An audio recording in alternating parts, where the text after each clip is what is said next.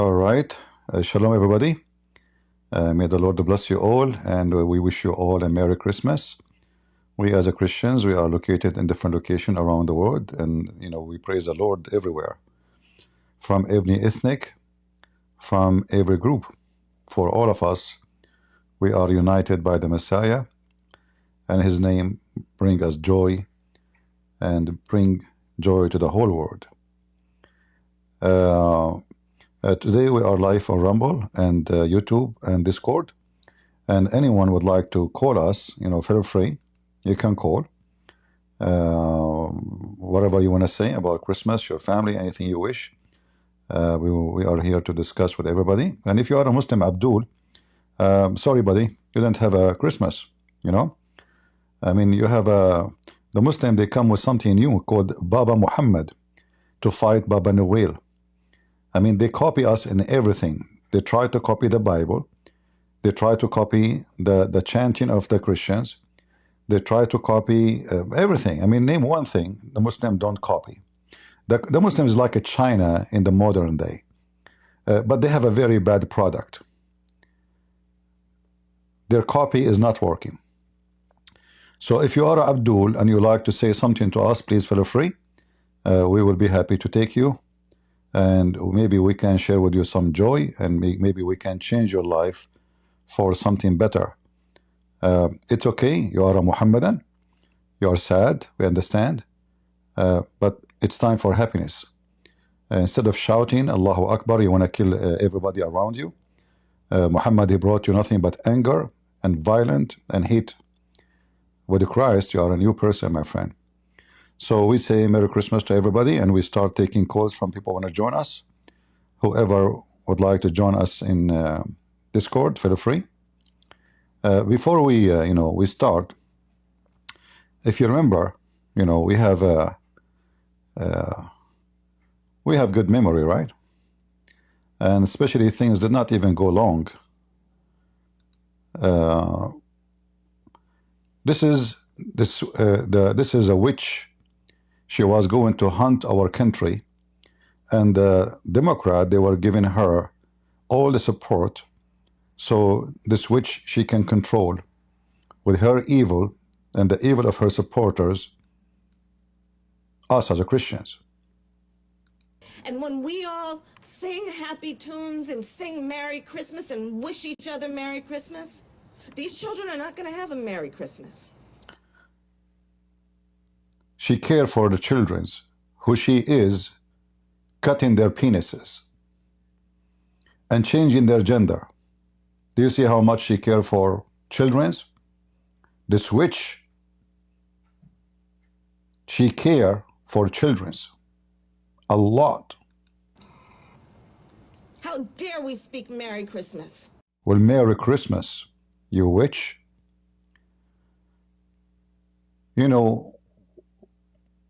When I'm trying to refresh your memory in case you have maybe you don't have a good memory,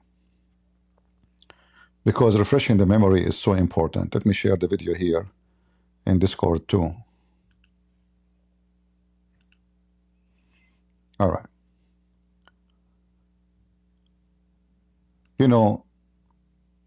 Two young men, this was in a college. She was there, and she said, she was talking, and she was speaking about killing babies, abortion, speaking about the evil Trump, how he planned to put judges in the Supreme Court so they can stop killing babies. But remember, they care for babies. They care for babies by killing them. So when two young men, they shout Jesus is Lord, which is very known that this is what the Christian use when they fight the abortion garbage and crimes. Kamala Harris, she said, you are in the wrong place. And all the Democrats who they were behind her and in front of her, they were shouting Allahu Akbar, but in their own way. All of them, they share one thing. It doesn't matter what the name of their religion. Democrat, Islam, it's the same. It is two faces of one filthy coin.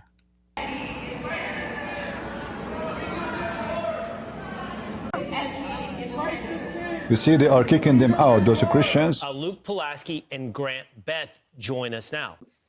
Essentially, she was speaking, and we decided to say Christ is King, Jesus is Lord. And we got a lot of backlash.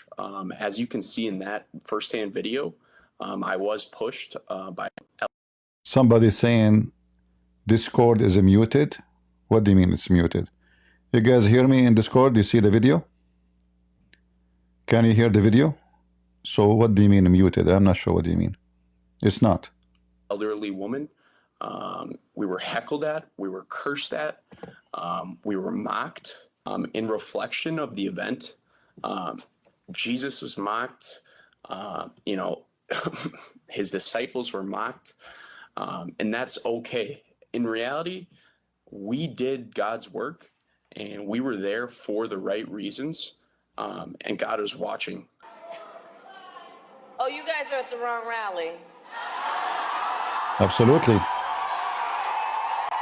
And just to, you know, when I say to you that Democratic Party is an antichrist, so if you are a Christian standing there and you support this filthy witch, and those people, they are shouting, supporting what she just said. What the guy said, Jesus is Lord. He did not say anything. He did not say any political opinion. He just said Jesus is Lord. Do you see how the Democrats, they are shouting for insulting Jesus? So when you join this party, I want you to remember this. We are celebrating Christmas, and we are celebrating something very, very good happened in the last few weeks. That we will not see the switch in the White House no more.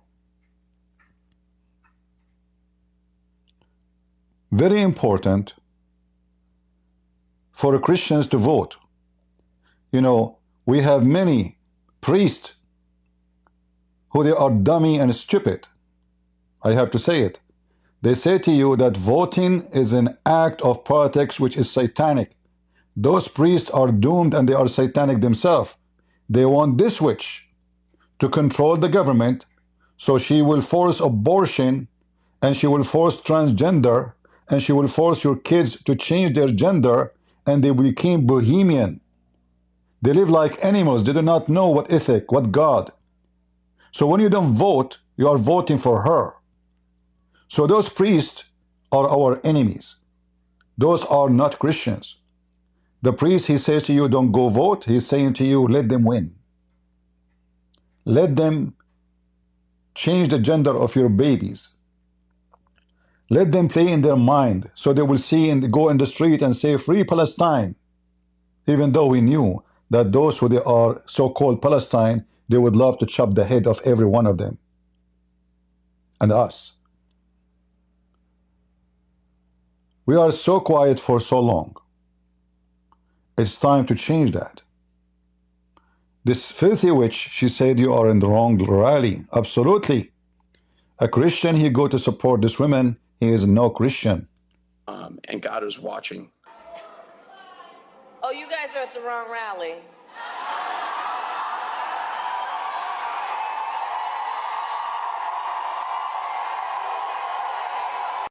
Those filthy scumbags in her back, they are rejoicing for insulting Jesus. Who in the world wanna vote for such a filthy woman? You have to be mentally ill. You have to be an antichrist. So this Christmas is a different Christmas. The filthy Obama and the filthy Bill Clinton before him, and then the filthy Joe Biden after him, and the filthy Kamala with them. All of them, they wage war on Christmas.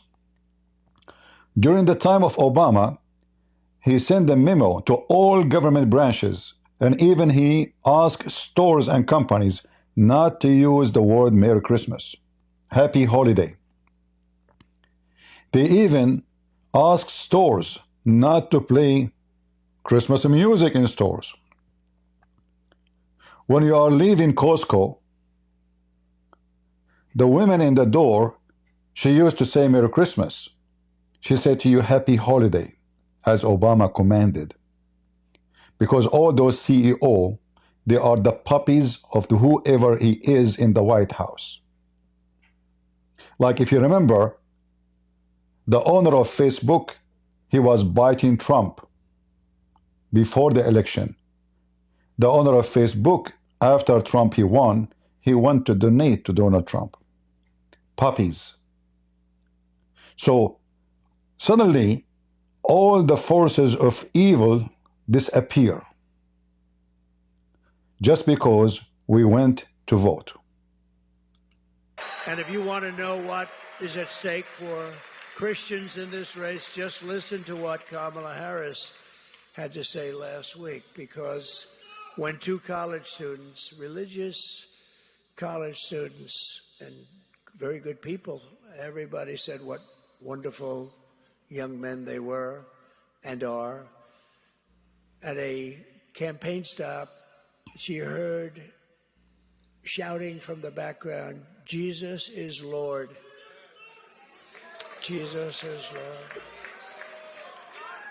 And Kamala Harris ridiculed them, mocked them, and told them they were, quote, you're at the wrong rally. She basically said, get out, but I won't say that because people didn't hear that so much. But she said, you're at the wrong rally. And that's really what she meant. Exactly. That's really what she meant. She's very destructive to religion. She's very destructive to Christianity and very destructive to evangelicals and to the Catholic Church. And she is, let me put it this way, Ben, she is your worst nightmare. Much worse than Biden, and he wasn't so hot. But while Kamala says that people who believe in Jesus don't belong to her rallies, you have to remember that that's as loud as it can be. In fact, a lot of people said that would be disqualifying for her. That would be a disqualification. In our movement, we love Christians, we welcome believers, and we embrace followers of Jesus.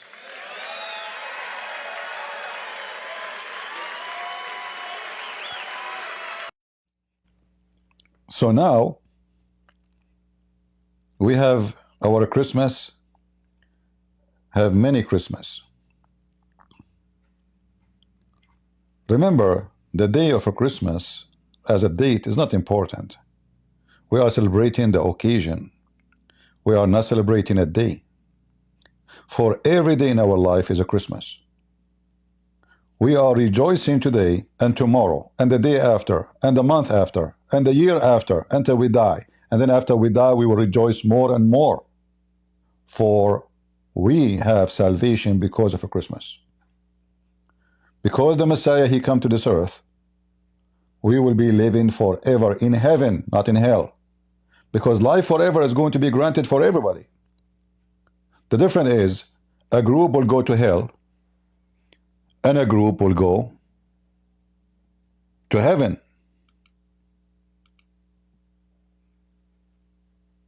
Eternity will be granted for everybody.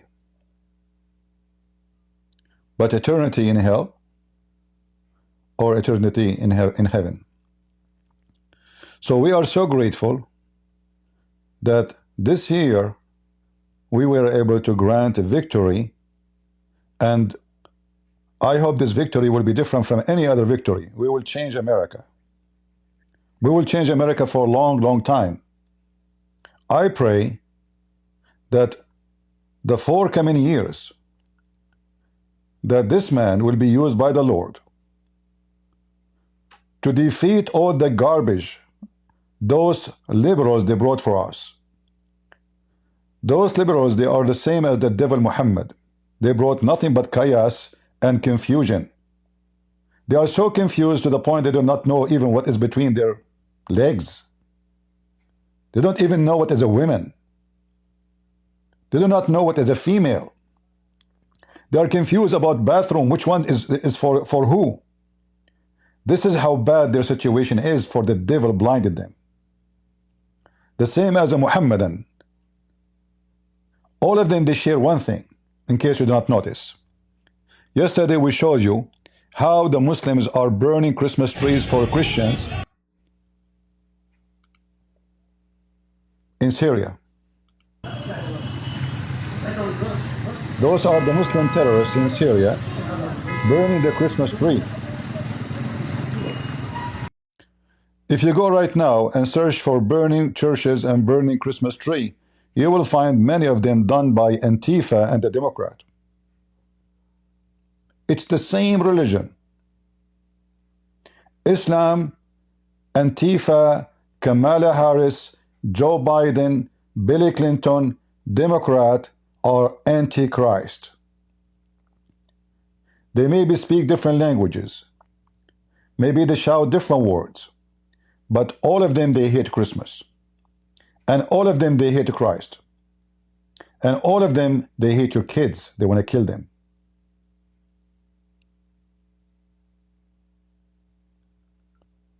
You know, killing a person, not necessarily by chopping his head.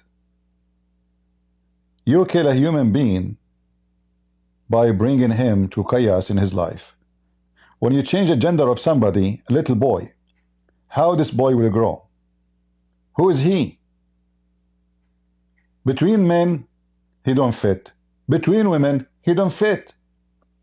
You just killed the guy. He dressed weird. He will be rejected everywhere.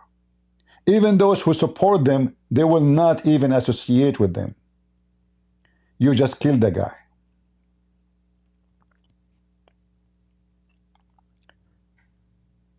They put the flag of homosexuality on the top of the White House in the day of our Lord resurrection. Which day? In the day of Easter. They brought transgender and homosexual to the White House in the same day, and they have a party, topless party. I mean, do we need more evidence that those are not party of politics? They are sexual party. Their party is a party of sex. The same as Muhammad. If you do jihad against the Jews, against the Christian, what you will get? Sex. Orgy.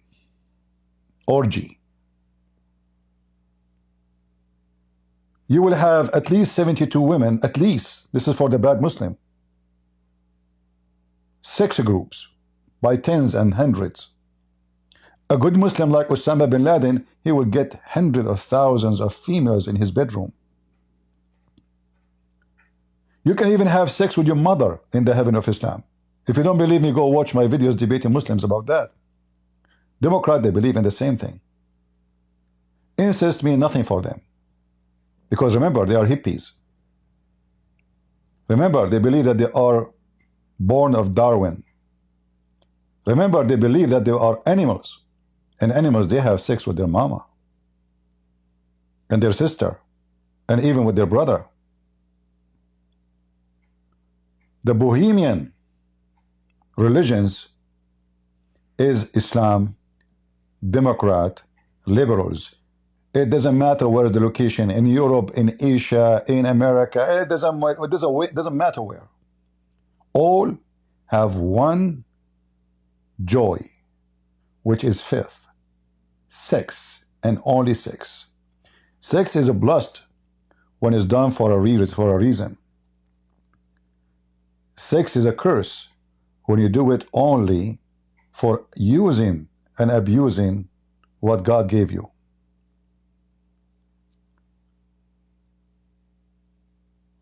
I'm not going to say more, but don't let those who hate Jesus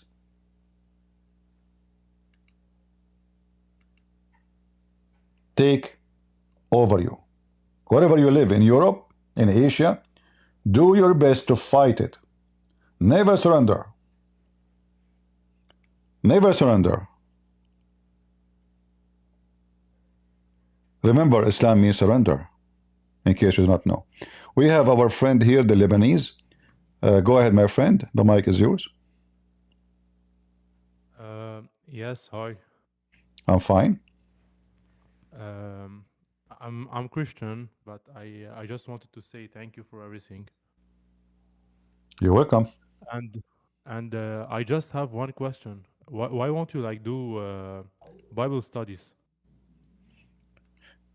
Well, you know what? When we answer Muslims, we do, you know, like we refute based on the Bible. You know, if he brought something from the Bible, and that will be a kind of a Bible study. But because, in the same time, there's many they can do Bible study, but not too many they can refute Islam as I do. So I will leave that for many Christians. They can do the Bible study, and they can, you know, maybe they can even do better than me. So I prefer always to focus in the target, which is hitting the head of the snake. All right? Yeah, so your specialty is to attack, not to defend. I'm not attacking, actually. I'm not defending. I'm just telling the truth. This is not attack. Exactly. This is not attack, you know, because the Muslims are the one who are attacking us. We never attack them. So they are attacking us. They attack us in our faith. They attack us physically. They attack our churches. They attack our land. And you are Lebanese, and you know what I'm talking about. You live through many years of war, and the whole target of this war is to demolish the Christians and the Muslim take over Lebanon, which is the land of the Christians. Actually, my dad was injured from the Beirut explosion. He was at the port. Who the Hezbollah used to use the ammonium nitrate to make bombs to drop. Exactly. Like to do the war in Syria. Yeah. So they store tons. If you watch, guys, the explosion is like a nuclear explosion. I'm serious. If you watch it, I can find the video for you. And the area, the territory, which is close to the port, most of it is Christians. It's Christian all. And it's possible too that Hezbollah made this explosion to kill as many Christians in that territory so they can take over it. Yeah. Most of the people. That's not true, my friend. That's not true, my friend. That's not true. No, it's true. You know that's not true. Okay, tell me what. No, it's not true. Israel is killing the Palestinian children, my friend. Okay. But that's not my debate. Okay. This true. Let me tell you why. This guy is a mentor. He came here before, you know. My friend, hold on. The idiot who says the Israeli are killing the children. First of all, those children are the one who are dancing in the street for killing Israeli. And those children, they are terrorists of Hamas tomorrow. So you can kill the children of Israel and you don't cry for them. But when the Israeli come after the terrorists and the terrorists hide behind their children and then children die, you claim not true, not true. The Israeli killing their children, the children. You just come back. And all those children who they were dancing in the day of October 7, in a few years from now, they will be armed. In fact, I can show you tons of videos. They are training them at the age of 7 to shoot a Jew. Not the true, not the true. Like Hezbollah, they call them al-adwan al-Israeli, the Israeli aggression, and they started the war. Like they started attacking Israel. That's first. Secondly, like why would you do this war if you why would you start the war from the beginning if you want to call it harb isnad? Yeah, no, we know that you know, those hateful religion, their existence is depend on war. If there is no war and hatred, how they can gather the crowd behind them? So in order to get people to join me, I have to create war. So you have, because now your survivor is based on my war. So Hezbollah, as a tool of Iran, trying to spread the Shia religion between everybody in the Middle East, including Muslim Sunni, by claiming that they are fighting the Jews. And you know, the Jews is an easy cookies, let us say. Because if you say, I want to kill the Christians, well, the whole world almost is a Christian. So Hezbollah don't dare to say, I want to kill the Christians. Hezbollah dare to say, I want to kill the Jews. And Hamas, they dare to say, I want to kill the Jews, even though both of them, they agree that the target is Saturday first and Sunday next, as we learned in the Middle East. When I was a kid, I used always to hear the Muslims saying, Saturday first and Sunday next. I don't know what does that mean. Exactly. Yeah. They used to say it also when the Palestinians came to Lebanon. Yeah, Saturday first and Sunday next. What they mean, by the time I learned, they meant that we kill the Jews first and then we kill the Christians after we finish the Jews. So the whole purpose of this war is cleaning the earth. It's ethnic cleansing, religious cleansing. We kill everybody, celebrate the Sabbath, and then we kill everybody, celebrate the Sunday, and then we kill everybody, he celebrated Friday, because Shia, they want to kill the Sunni too. You know? Yeah. Shia, they want to kill the Sunni. This is why the Sunni now in Syria, they are celebrating a victory over the Shia. They hate each other to death. In fact, they hate each other more than they hate Christians and Jews together.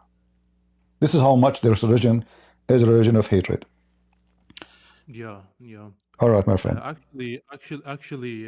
Politically, the Christian and the Shia don't get along. But you know, like the most close group to the Christians, religiously in Lebanon, are the Shia actually.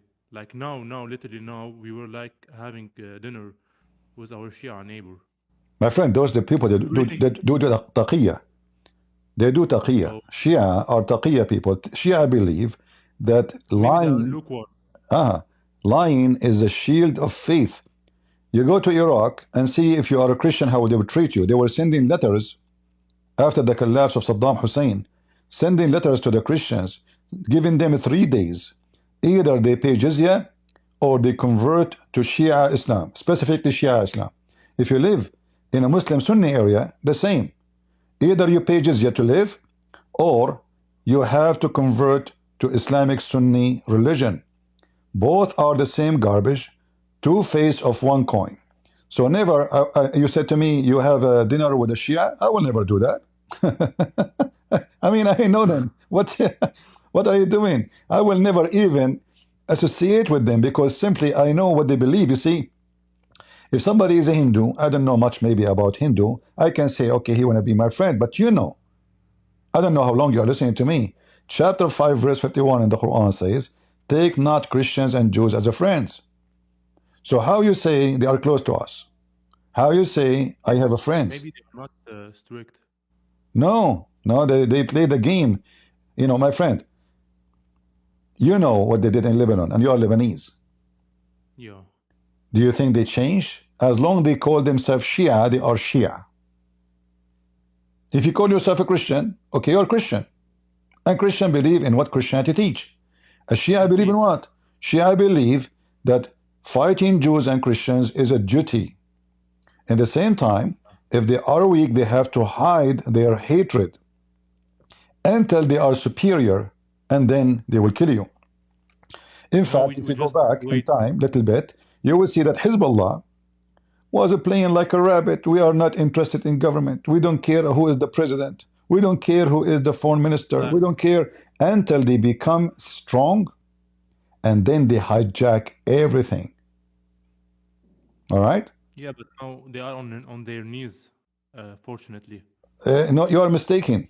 You are mistaken. They lost the war, yes, but still they have a lot of arms, while other groups in Lebanon, they don't have arms like them. Like just yesterday, they burned the school of this guy, Ragab Alama, who is a singer, because he said we got rid of Nasrallah. And this is the video, you know. This is just yesterday. And obviously, the Lebanese army is a bunch of potatoes. They are watching and they did nothing. So Hezbollah control every aspect of the government in Lebanon, the police, the intelligence, the prime minister, the foreign minister, anything. Everything is controlled by Hezbollah. This is why you see them until now. Yes, Israel make them shish kebab, so they don't dare to shout against Israel no more, but they dare to attack you as a Lebanese. So you're mistaken if you think Hezbollah is gone. No, it's not. Still, they are filthy, aggressive, and they are criminals. They say they won. For sure they won. I mean, this is all the Muslims always. You spank them and you leave your fingerprint in their butt, and then they say we won. You know that, and we know that. And soon they will. In fact, they don't even dare to go in the funeral. They don't even have a funeral to Nasrallah until now. Why? They are waiting until the 60 days warning of Israel is over. They don't dare now to go. And soon you will see they will make the biggest funeral ever happen in Lebanon. I assure you, all the Shia, just to show you that the Shia are Shia at the end of the day, all of them, they will go in the funeral of this scumbag Nasrallah. I assure you, at least 1 million, they will be in the funeral. All right? Because they want to do a show to show you that, you know, we are still here. This is the whole purpose of massive funeral. Anyway, my I friend, always, yeah, okay. just to give a time for other people waiting, thank you very much, Lebanese, for joining us. Merry Thank you Christmas. so much. You're Merry welcome. Christmas.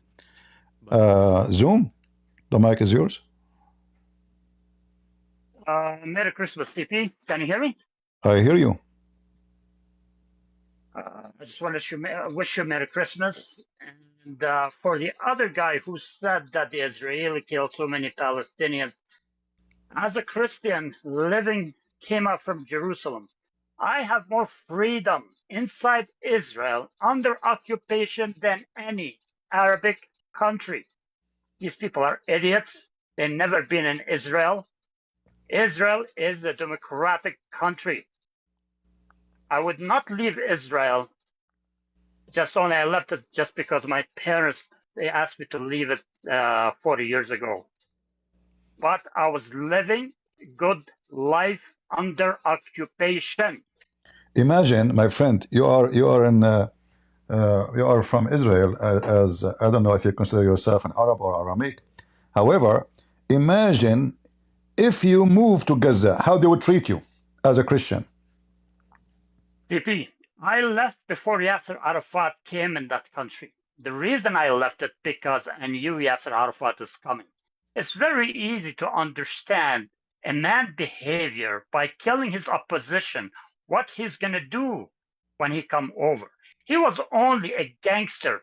He killed more Palestinians than the whole occupation did for the last 70 years, and this is a fact. But nobody talk about this stuff. They're only concerned about Israel. But they don't understand there's 2 million Arab Israeli, and so many of them, they serve in the army. They have places in the Knesset, and they can't voice their opinions at any time, at any point.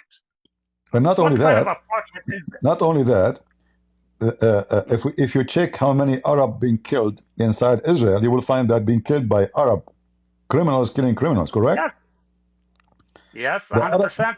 The Arab society is so corrupt, so violent, so bad, to the point that when you hear the news that somebody was shot, it's not an Israeli shooting him. It is his own Muslim brother. They kill each other like killing rats. This is the truth. Right now, the way I understand it from my cousin, and he lived in the Israel side, it's like up north, where Nazareth is. So these are Arab Israeli. They tell me the problem right now between the Arabs themselves that living in that region is gang. Yeah, they are gang, drug dealer, prostitution, you name it. You know. Thank you. Thank you very much. That's what it is. I just kind of say small story. When I was a kid, we used to go to Jordan to visit my aunt in Jordan. Now, remember, I'm going out from Jerusalem, going to where?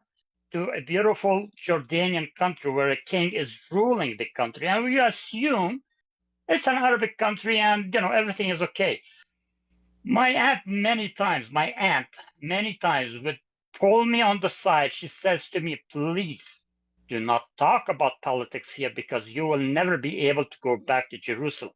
So you could understand inside me, as a person who lived under occupation, born under occupation, I have more freedom to talk inside Jerusalem any way I wished, even if I went to the Knesset and criticized Moshe Dayan at the time. But I cannot do it down in Jordan. My life is in danger just by saying the wrong word. Exactly. If you say anything in any Islamic country, Jordan, Syria, anywhere, you will disappear. Yeah. You, your family, they will take you. They will not, like now everybody's talking about the Assad, how bad, but all of us, we knew that every Arab leader, he have way heavy duty jails under the ground. Jordan, Iraq, Saudi Arabia, Emirat. I mean, the hypocrisy of those Arab is beyond. Like, can I say anything I am saying now if I am living in the Middle East? Can I even say my opinion about anything? I mean, if a person in Emirat, a guy, he made a review for a restaurant. For what? For a restaurant. In the review, he said the restaurant is bad. he was arrested for a bad review for a restaurant. Why? Because simply this restaurant is connected. They claim that he hurt his business. No. Yes, he hurt his business, but he's saying his opinion. But because this person is connected to the police, to the government, they made a case against him and they arrested him for what? Opinion about food in a restaurant, not about the ruler, not about the king, not about the government, not about the police, about a dish. This is how much freedom you have those countries. So if you dress in a way they consider it as an insult to the ruler, you will be arrested. Just wear a clothes, just a hat, just do something. Move your fingers. A guy, he moved his finger. There's a guy, a Saudi guy. He came on YouTube. Let me remember his name. He came on YouTube and he said he saw a dream yesterday. What he saw? He saw a dream. Okay. He saw a dream that Muhammad, the prophet of Allah, came to him. And he said a dream in YouTube. He posted the video, short video, like few minutes. He was arrested, and later he was executed. They claim that he died. The punishment is execution for him, you know. But they claim that he died before the execution. Obviously, they execute him, but they don't want to do it. That they did it. They say he died. Obviously, they killed the guy. All of this because he saw a dream. And this dream, Muhammad, he said to him, we cannot meet in public because the situation now is not right. That sentence caused him to lose his life. The situation now is not right. Did you say the situation now is not right? Yeah, this is was a dream. Yeah, okay. Who said you are allowed to dream? In the dream, you coward. The guy, by the way, he have millions of followers in Twitter and in Facebook, and I mean, this guy is a big sheikh. You know, I'm just trying to remember his name. You know, he's a Saudi. So, are you telling me that you are dreaming without our permission? I don't know what to tell you. I don't know what to tell you. It's just very sad, very sad. The Arab world is going to take many, many centuries, many civil wars until they come to a conclusion how to live in peace. I found okay, his name is Salman al-Auda. Let me see, Salman. I mean, how dare you to dream? You can dream about sex. You can dream about the virgins. You know, you can dream about having sex with boys. But you coward, you dream. And your dream saying situation today is not right. That cost him his life. It is very sad. I just found the video. Here we go. This is the video. This is the sheikh from Saudi Arabia. He's very well known. He had millions of followers. All what he say, a dream. This is the guy. رأيت البارحة خير في المنام أن النبي صلى الله عليه وسلم قد بعث وهو بمكة مع أصحابه وجالسته وسألته وحدثته وشاورته وكنت أقول في نفسي هذا. Sorry, the sound's muted. So the guy, he saw a dream, and they confiscate even his money, his wealth, his family. You know, they run away for their life. I mean, how dare you? You cannot dream. Yeah. In Israel, yeah, people, they go throw tomato at Netanyahu. They have big pictures. I mean, even they make the fun of him, his family. They have case of corruption against him. He was investigated by the police. There's no big guy there. They don't have a big guy. Yeah. The president himself went to jail. The president of Israel, the one before, he went to jail. Yeah. Anyone, there's no big. In the Middle East, the story is different. Why? Because of Islam. Muhammad, he Yes. says, obey your Amir, even if he whip your back and steal your money and your food. Obey him. Yeah. And the rulers of Islam, they use this phrase of Muhammad in order to control the crowd. Didn't he say? Yeah. You know, like obey him even if he steal your food, even if he whip your back, which means he is, you know, a filthy man. Obey him. Yeah. Total obedience. Yeah. Yeah. So this is why, like you see in Saudi Arabia, this hadith for them is printed everywhere. the government, the first thing they teach you in the school, if you ever went to a Saudi school, the funny is in Saudi Arabia, I don't know about now, they have 6 subjects to study.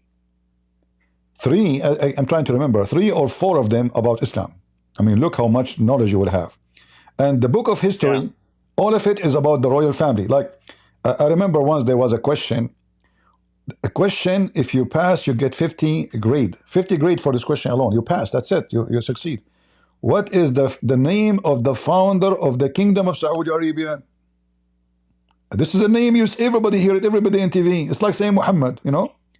So you say the answer correctly, 50 degree. Okay, what is the name of the king now? They say the answer, you get 10 grade. So I mean, it's just, this is why they have a very low education. And and the Saudi government and all Islamic government, by the way, they try always to keep it the same way because they don't want people to be educated, to be smart. They want them to be donkey. Islam is conquering them, controlling their mind. You open the TV, the sheikh is talking about how we can shave our private part. But he will not talk about the economy because this is not, he don't dare, you know. He will not talk about the poor people on the street. He cannot talk about how the royal family, who they are not royal, stealing the all money of the country.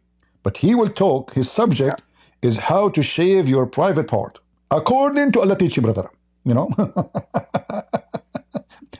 People went to the moon, literally, and the Muhammadan, they are busy about how to shave your private part. They have a program. I remember once, a Muslim woman, she called, 2 sheikh are sitting. I wish at that time I have a recording program I was watching satellite.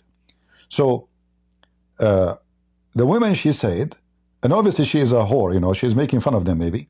She said, my sister, she told me that when I take my clothes and I get naked in front of the fish tank, the fish, they start shaking their body. The sheikh, he starts sweating, honest to God, and the other guy, he start drinking water because I don't want to say it like the way she was saying it. She's saying it like in a like tempting way. When I get naked, my sister, she said, okay. And then the guy, he said, okay, sister, A'udhu billah, a'udhu billah. I think what's happening, sister, that the genies, those fish are genies, and they are looking at your pure, beautiful body, sister. So I advise you to change your clothes in front, not in front of the tank. She said, but this is the only room I have. The other sheikh, he said, okay, what about you put a blanket on the fish tank? I mean, look how serious the topic. And millions of Muslims around the world, they are listening to the advice. And now the fish in the fish tank, they are masturbating because those are genie. When they see this woman naked, they cannot hold their private part. I mean, they hold it actually, you know. God help us, man. God help us. Yeah. So this is what we are talking about, you know. This is what we are talking about. This is the religion we are talking about. This is what they're teaching. No, they don't dare to talk about what's happening. They will dare to talk. A sheikh, Muslim sheikh, he will dare to talk about what's happening if he is abroad in Europe. You know, in Europe they can. In the Middle East they cannot. In the Middle East you can if you are attacking other regime which is an enemy for your regime, because in this case the government will support you. But you will never dare to speak about, you know, in order to know which country is better, see what you can say against your own government. If you cannot say anything against your own government, that means your country is doomed. Yes. This is the most sensitive because those are the ones who have the authority. Yeah.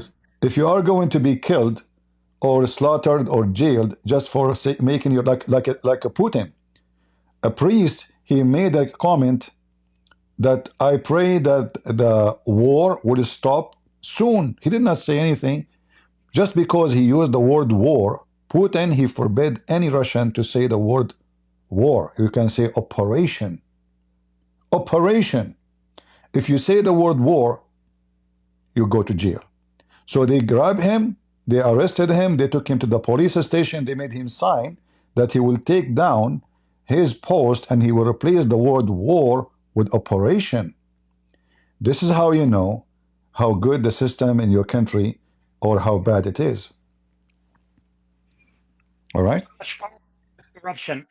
CP. All right?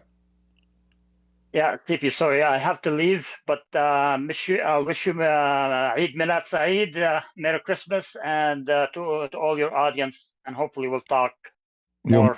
You're welcome, my friend. You're welcome. Good to have you. Merry Christmas to you and your family. All right? Thank you. Thank you. Take care. If anyone would like to join us, feel free. We have a lot of joy with Jesus, with the Christ, in Christianity, with the Bible. Muslims, you have nothing.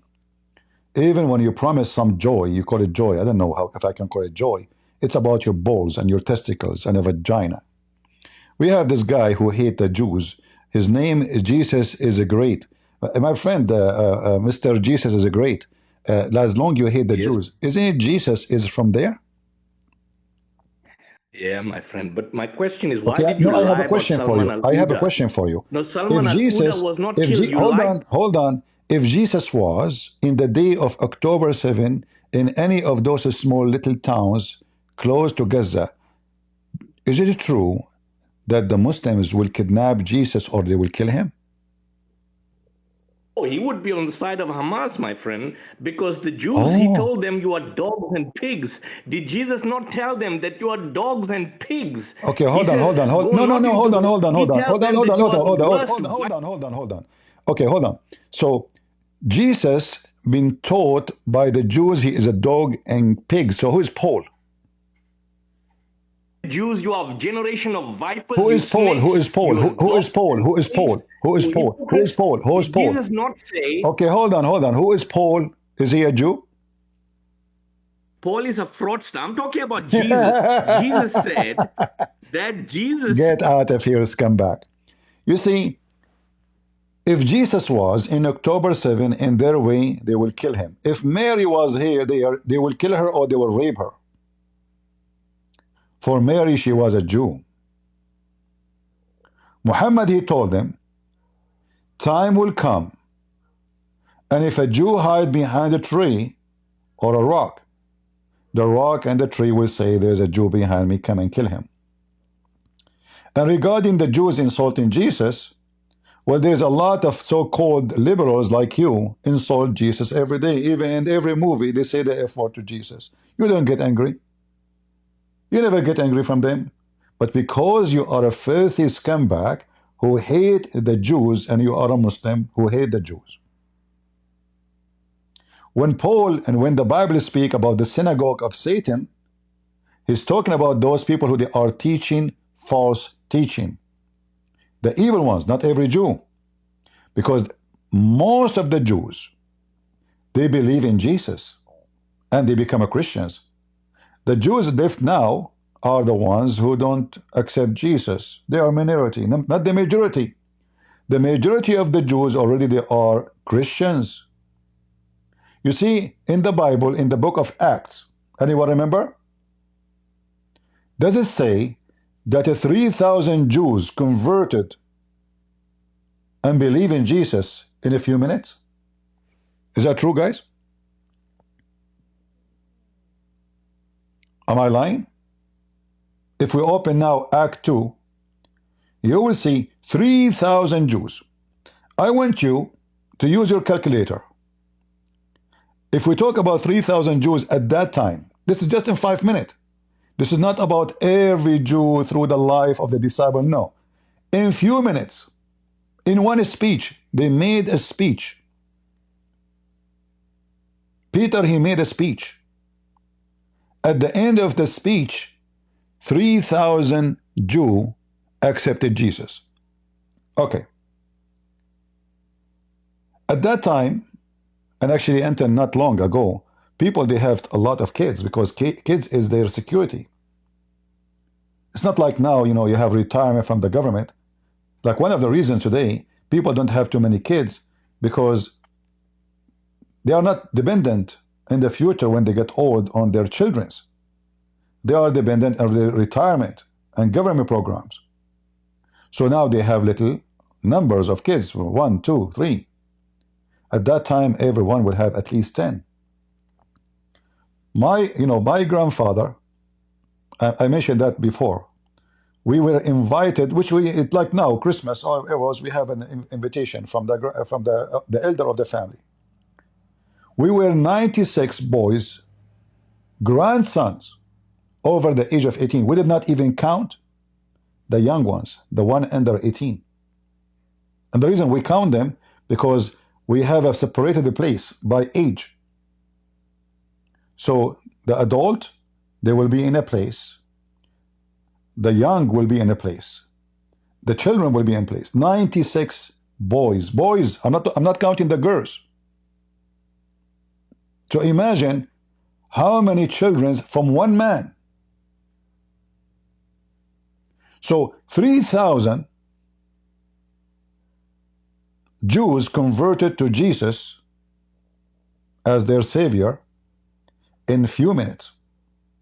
In 2,000 years, what the number of those Jews will be? I'm just talking about the 3,000. 30 millions? More? So when they say to you the Jews hate Jesus, they are liars.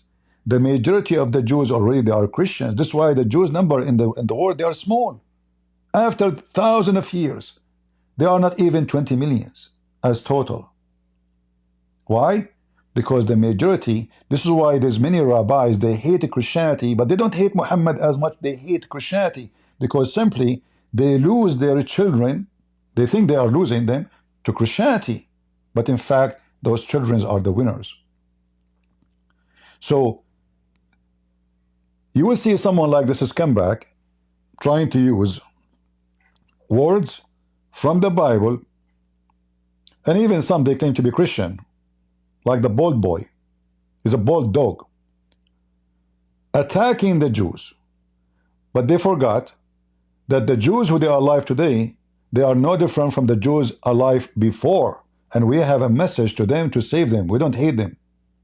They want us to hate them so we can lose Christ in our heart. We don't hate Muslims. We don't hate the Jews. Because our duty as a Christians to save them. They insult Jesus, no problem. Jesus in the cross says, forgive them, Father, they do not know what they are doing. And the one who don't repent, he will pay the price. Not my business. God is the judge, and he will judge everybody in the judgment day. But God, he command me. This is why the Bible says, Israel will be saved. And imagine they have so much hate to the Jews to the point even at Christmas they cannot stop talking about the Jews because they are scumbag. Like what is the topic now? Christmas, right? It is about the Jews for them. They have so much evil darkness inside them. Filthy. Like Muhammad. Nazilin, go ahead.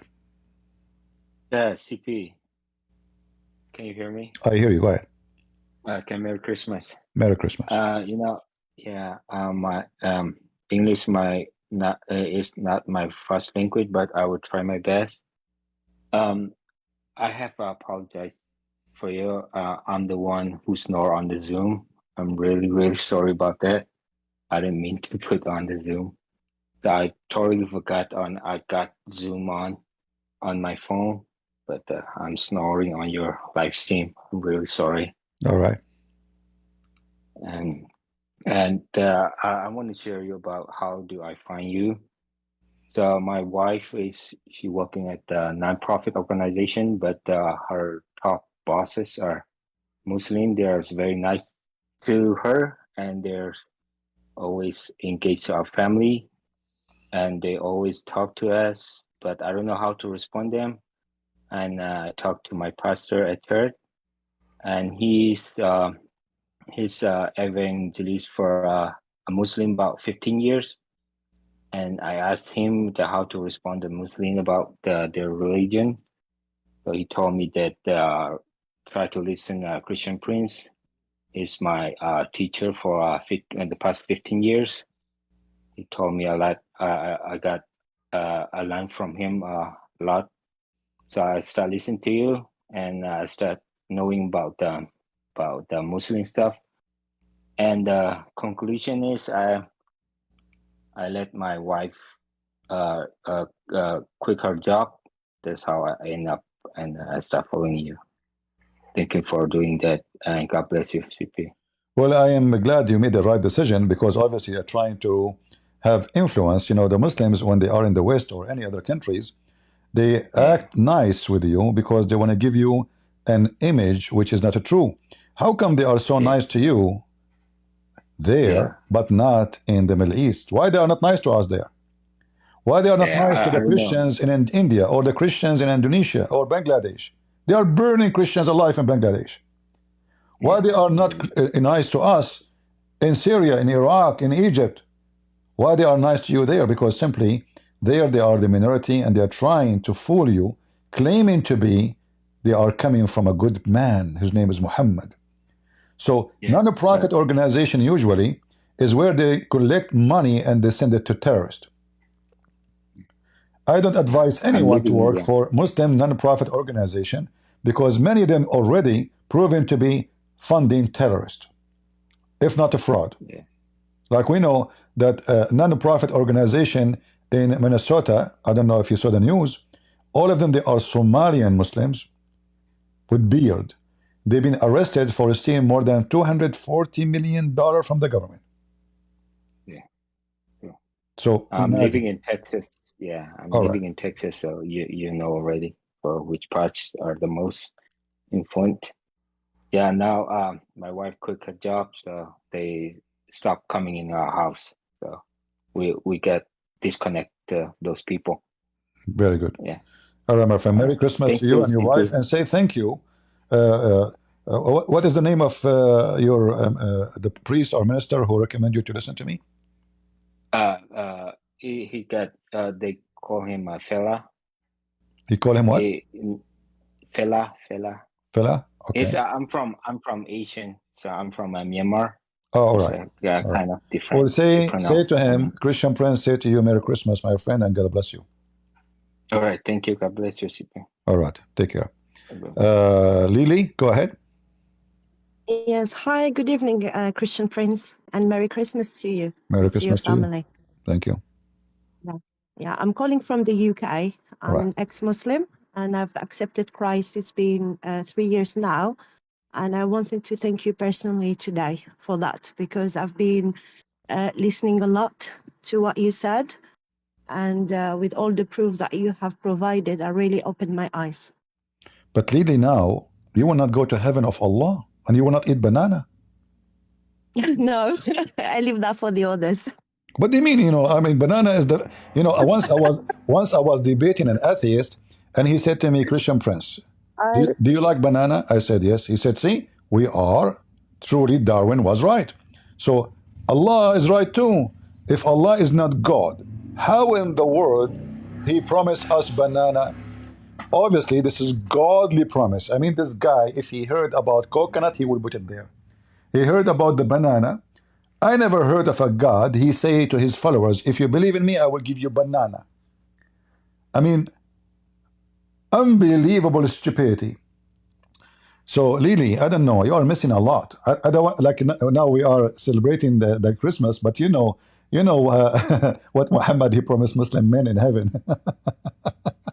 Believe me, I prefer to be with Christ. Yeah, well, good for you, sister. I'm happy for you. But why you decide to leave Islam? Is that like you are listening to me, or from like you made that choice by yourself, learning and listening or studying? What happened? Okay, I will make it very short, yeah? I had a dream when I was 18. Okay. but I didn't know. I didn't like understood exactly what was the dream. And I came from a country where we had a civil war for 10 years. All right. The same thing that Daesh did. All right. And so when Daesh did, that reminded me many things, because back in the day, people used to say, no, that's not the real Islam. That's just like how they are interpreting Islam and everything. And I always had a doubt about why people could do these kind of things. Yeah. So when I start reading and people saying like, no, it's different interpretation. And as well, I mean, I'm 42. So when I was younger, we didn't have internet as we have it now. It's something completely different. And you, for example, you just provide like you are a library of resources. All right. So when I saw the things, I mean, I was just disgusted and I felt betrayed. I don't know how to explain that, but it was very difficult for me. But once I took the decision, I felt like I just went from darkness to the light. And I really wanted to thank you, especially on this day. Thank you very much, Christian Prince. Thank you, sister. God bless you. Merry Christmas to you. I have to correct you with something. You said that you saw a dream when you were 18 and now you are 42. First of all, this is not true. Women are always 18. This is number one mistake. Thank all right? you. All right. Even my mom, by the way, she is still 17, just to let you know. We have to be careful here, you know. So, sister, believe me, I always say that to my daughter. I always feel like I'm still a young person. I'm still a teenager of 18. I'm sure I am older than my mom. I'm telling you, this is true, you know. So, you know, may the Lord bless you, you and your family, and we are happy that you decide to leave the evil. This is not nothing but satanic, you know. I know, and being in the UK, to be honest with you, I've seen what true Islam is in the UK, and it scares me. It doesn't matter where they go. There's places they hide their skin, and there's places where they get stronger, so they start showing their real color, you know. So when they are weak, they are, you know, Islam like weed, you know, the weed. As long the owner of the garden, he attend his weed, those weeds are little. The second the garden carrier, he disappear, the weed will take over the garden. So Islam is a very ugly weed. No good from it. It is. Like if we ask ourselves, what the Muslims in England they present? Nothing. Are they the scientists? Are they the one who made the country better? They are making the country worse and worse and worse. If you take them to heaven, they will destroy heaven. Just take them to heaven. Not a single country they enter it, and the country did not turn upside down. If a country is succeed or successful because they refuse to adopt Islam, like Emirat. So they are Muslim by name, but in reality, non-Muslims is the one running the show. All the business is running by non-Muslims. The second you give it, in fact, maybe people do not know, countries like Saudi Arabia, Emirat, Bahrain, they favor inviting or giving visas to Christian workers or Hindus, but not to Muslims. Imagine you bring a guy like this guy Uthman from Pakistan or Afghanistan. You give him a visa to work in Saudi Arabia. He's coming to do what? To do work. The second he arrives, he think he owned the country because he think this is a Muslim country. I own it. You just came here to work. You know, you are nobody here. You are just no. A Christian, he will not put his nose in something none of his business. He's coming to work. A Muslim, the first thing he do, he have an agenda. This is why in those Muslim countries, most of those people who receive visas for work are Christians or Hindus. Muslims are little tiny minority. They don't give them visas because they don't trust them. You bring Abdul, give him a visa to work, second day he make a party, want to fight the king. It doesn't matter where you go. Actually, unfortunately, I mean, the thing that I see in the West, especially in the UK, is they don't see how they are. They just like believe whatever they say because, you know, coming from this background, I know what taqiyya is. I know like how we want to like to what those to people, give like a good. but Lily, those people in England, they did not see the video of this guy, the Dawah guy, making a video saying that non-Muslims are like those cows. Actually, they don't see much things. And when you speak, for example, like I had once this discussion with I used to go to one church at the beginning, and he told me that I'm a bit conservative because I come from like a Muslim background, and I might be hating Islam and I'm Islamophobia. And I said to him, look, yeah, I said, first of all, I left Islam, so for me it's not my reference. I said, if you think that I'm conservative because I just follow literally what the Bible say, and I'm not trying like to adopt or change the Bible to the actual society, that is wrong. That is teaching another doctrine. And I said to him, third, about Islamophobia, I said, if saying the truth about what a religion says is Islamophobia, we need then to change the definition of it. Yeah. Well, you know, they are the Western, because you are born in the Middle East and you speak Arabic and you know what it is. So, you know, they are blinded and they are hippies. You know, Exactly. most of Western in Europe and everywhere, they are just living in the hippie zoo. They are far away from seeing what's happening around them. It's going to take some time and more crimes to be done against their daughters, from rape and kidnapping and gang and stealing and thieves, to make them see. But whoever don't want to see, he will be punished. And me myself, I believe that God punished nations by evil nations, which mean those who reject God and those who stay away from him. God will take his protection from them. And this is what's happening now in Europe. European, they are so excited to have naked beach. Germany, they have a prime minister or chancellor. She is a nudist. Hippies, naked. Their daughters in Friday night are naked in the street, drinking like elephants. What will happen to a nation like this? Islam or any other evil will be the punishment. When you are not with God, you lose your immunity. God will not protect you no more. And all sorts of evil will eat you alive. And Islam is no different. We're hoping here in the UK, we're praying to have a very strong leader We in the have future. not to pray, you have to vote. You have to do something.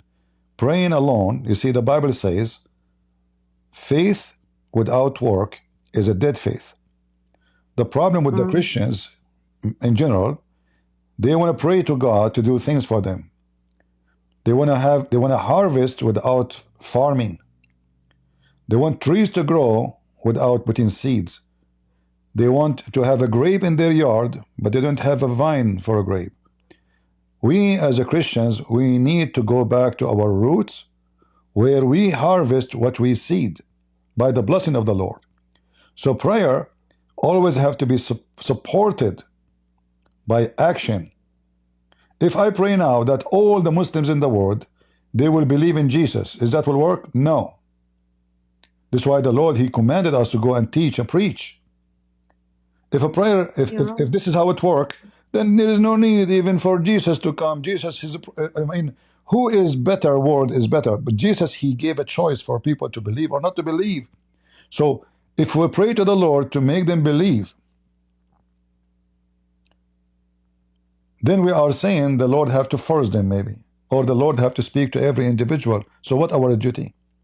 So the Lord will speak to every individual only when we Christians do our part, because you yourself, if you never heard of a Christianity, even if you saw, why you saw a dream about Jesus? Because already you heard about Jesus.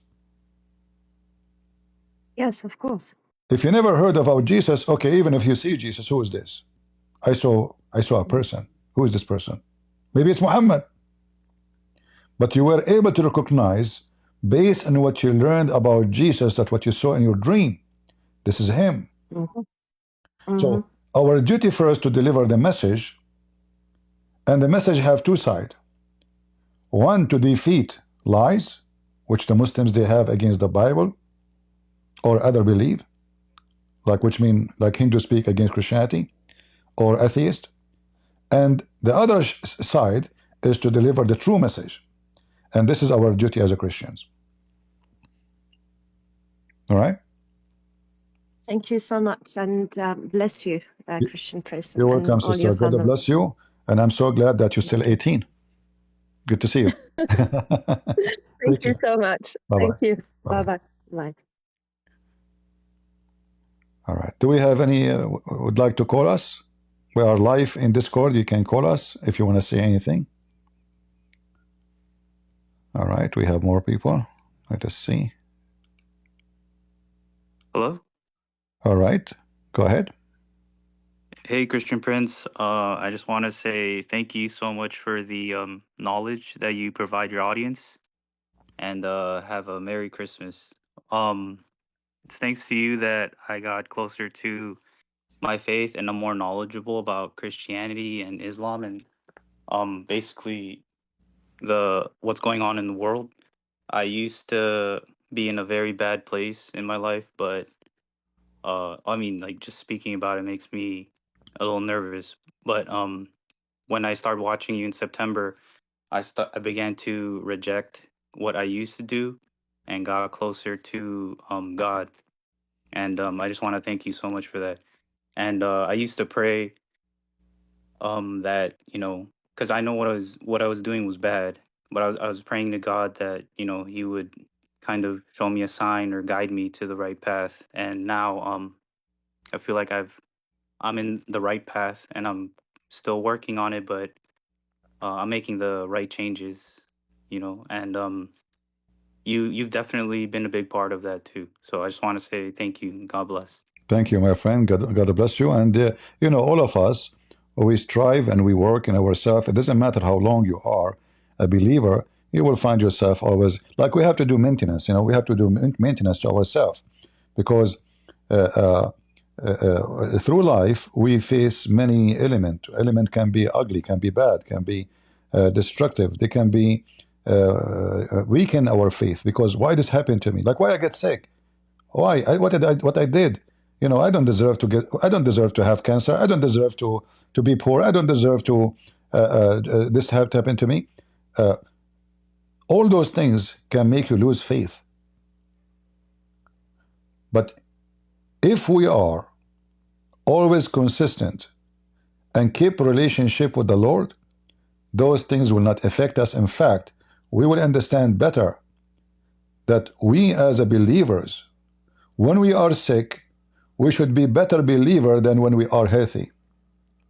For this is where you will be tested. How strong is your faith? When you are healthy, you do not need God. What need God for? When you are rich, I am not hungry. I do not need to ask God for food. I do not need to ask him to bless him. I have everything. When you are rich, people call you sir. People open doors for you. People respect you. But the second you become poor, now you remember to call the Lord for help. The second you lose your health, yesterday you were rich and powerful. Today your health is destroyed and all your money is not helping you. Now you decide to remember the Lord. Say, oh Lord, help me. So a believer, when he is sick,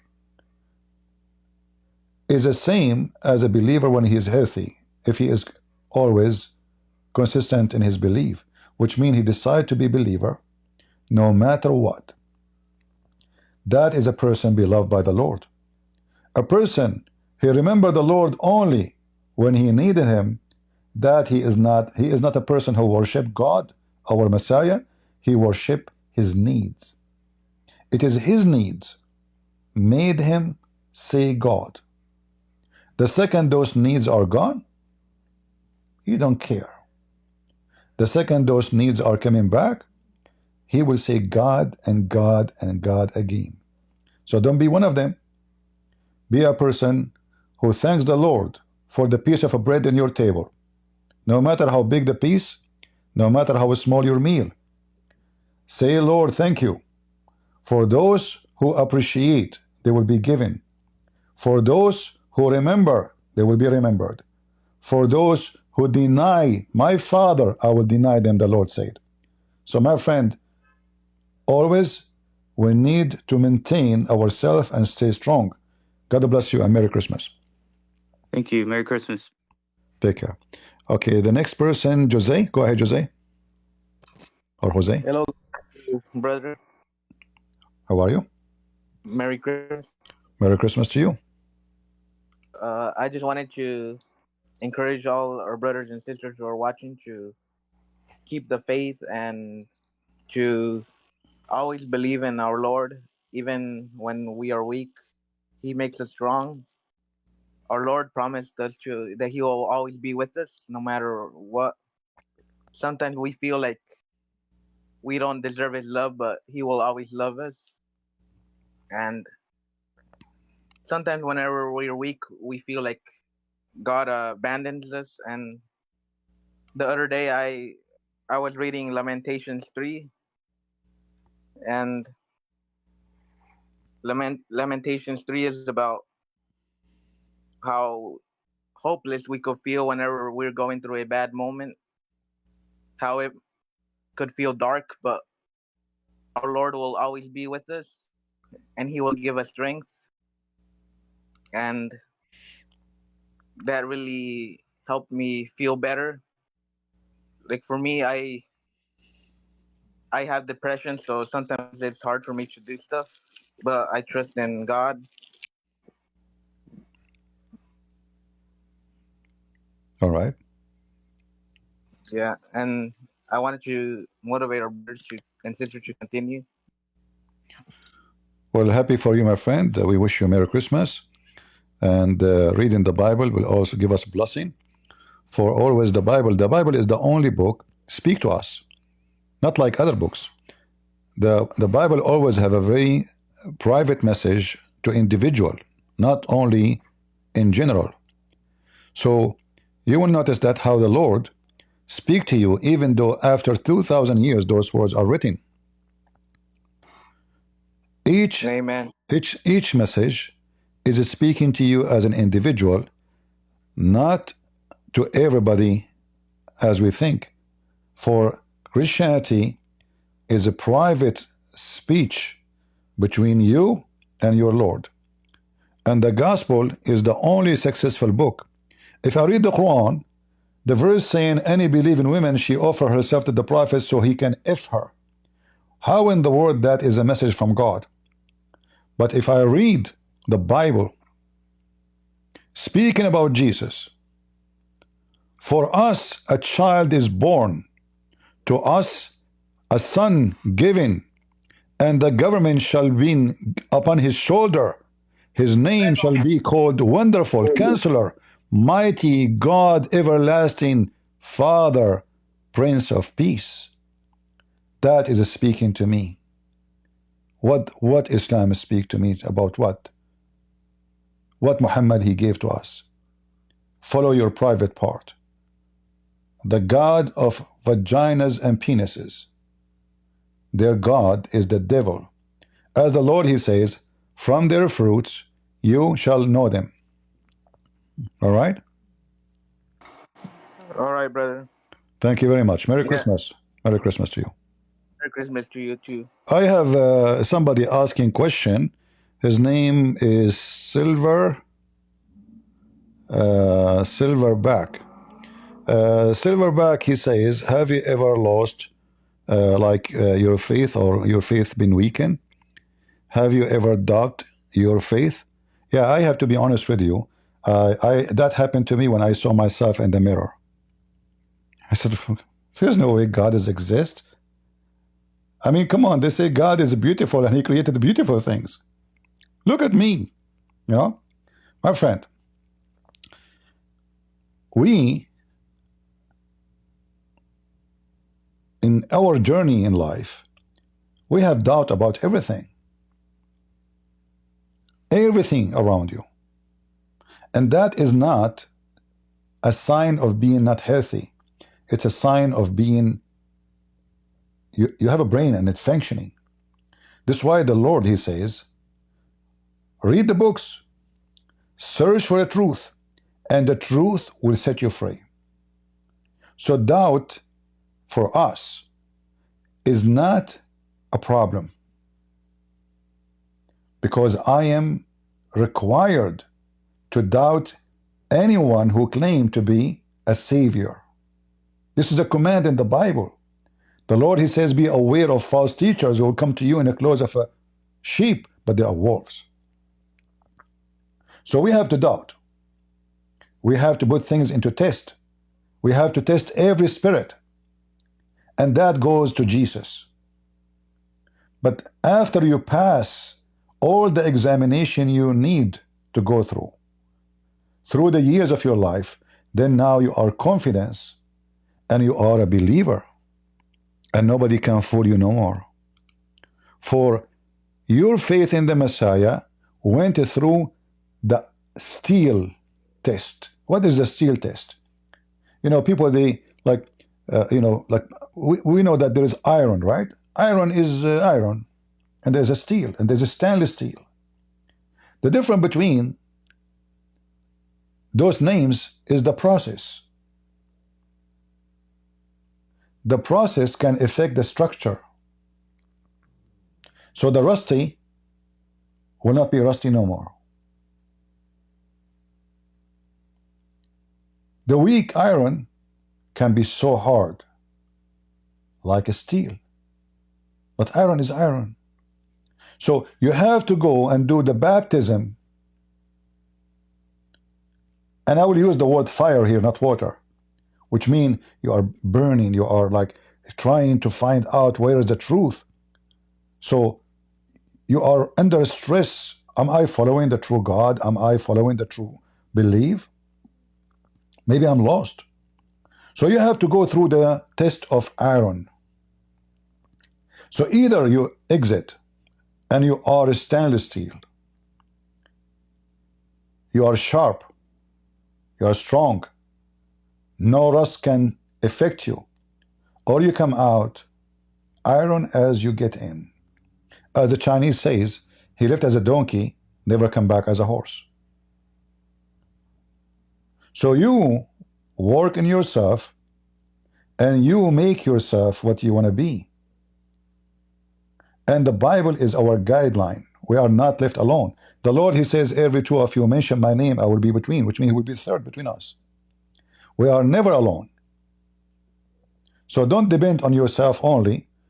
Depend on you receiving the guidance from God and search the truth, and the truth will set you free. And Jesus says, I am the way, I am the truth. We have another brother who was next. Let's see. Dawah. Dawah, are you there? Yeah, it's dog, but you can just call me sister. It's fine. All right. Excuse my English. That's fine. All right. No worries. It's a silly name. Because I'm Chinese, you know. Oh, really? Yeah, I'm Chinese from Portugal. I love that. Very multicultural. Merry Christmas to you. God bless you and your family this year. Right. I had a question. Right. So I was born and raised Muslim. I left Islam like 5-6 years ago. I was an atheist for a bit. I came to Christianity last year. And when I came to Christianity, I had a lot of zeal. I had a TikTok page that I made, and it was very similar in the sense of I was trying to spread the gospel as well as explain the problems that I found in Islam and why I believe in Jesus now. That page, it got a lot of fraction. My family found out, and it caused a lot of rifts in my family. Long story short, basically I don't talk to them at the moment. And yeah, I've just been living my life working. I work in a hospital, and I work in the UK. I don't know if you can tell, I'm British. And I have some interesting encounters at work. Obviously, there's a lot of Muslim people at work, and because they see my skin color, like I'm brown, I'm Pakistani, but I'm born in England. So, one of the first questions I always get asked is, "Oh, are you Pakistani?" I don't mind answering yes. But then the next question I always pose is, "Are you Muslim?" And I think the first time I answered this question from a female colleague, someone who worked at the hospital, I said, yeah, but I left Islam, I'm a Christian now. And, she told me that, oh, the devil took me away from Islam and all this kind of crazy stuff, and it really upset me because obviously it was quite fresh, the thing with my family and stuff like that. And I hated it, right? And long story short, she doesn't work there anymore, but it happened again. There's another lady, she's like Arabic or something. She asked me, are you Muslim?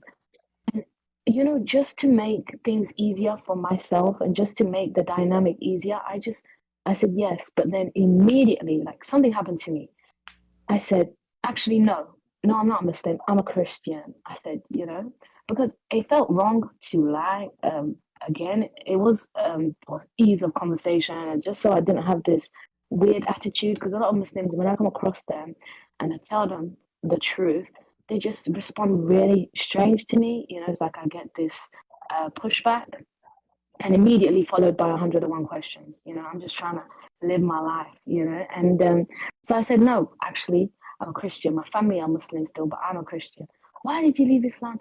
Oh, don't worry, we're going to talk more and I want to be your friend. I want to, hopefully I can bring you back to Islam. And I just started laughing. I'm busy with work. I said, inshallah, as a joke.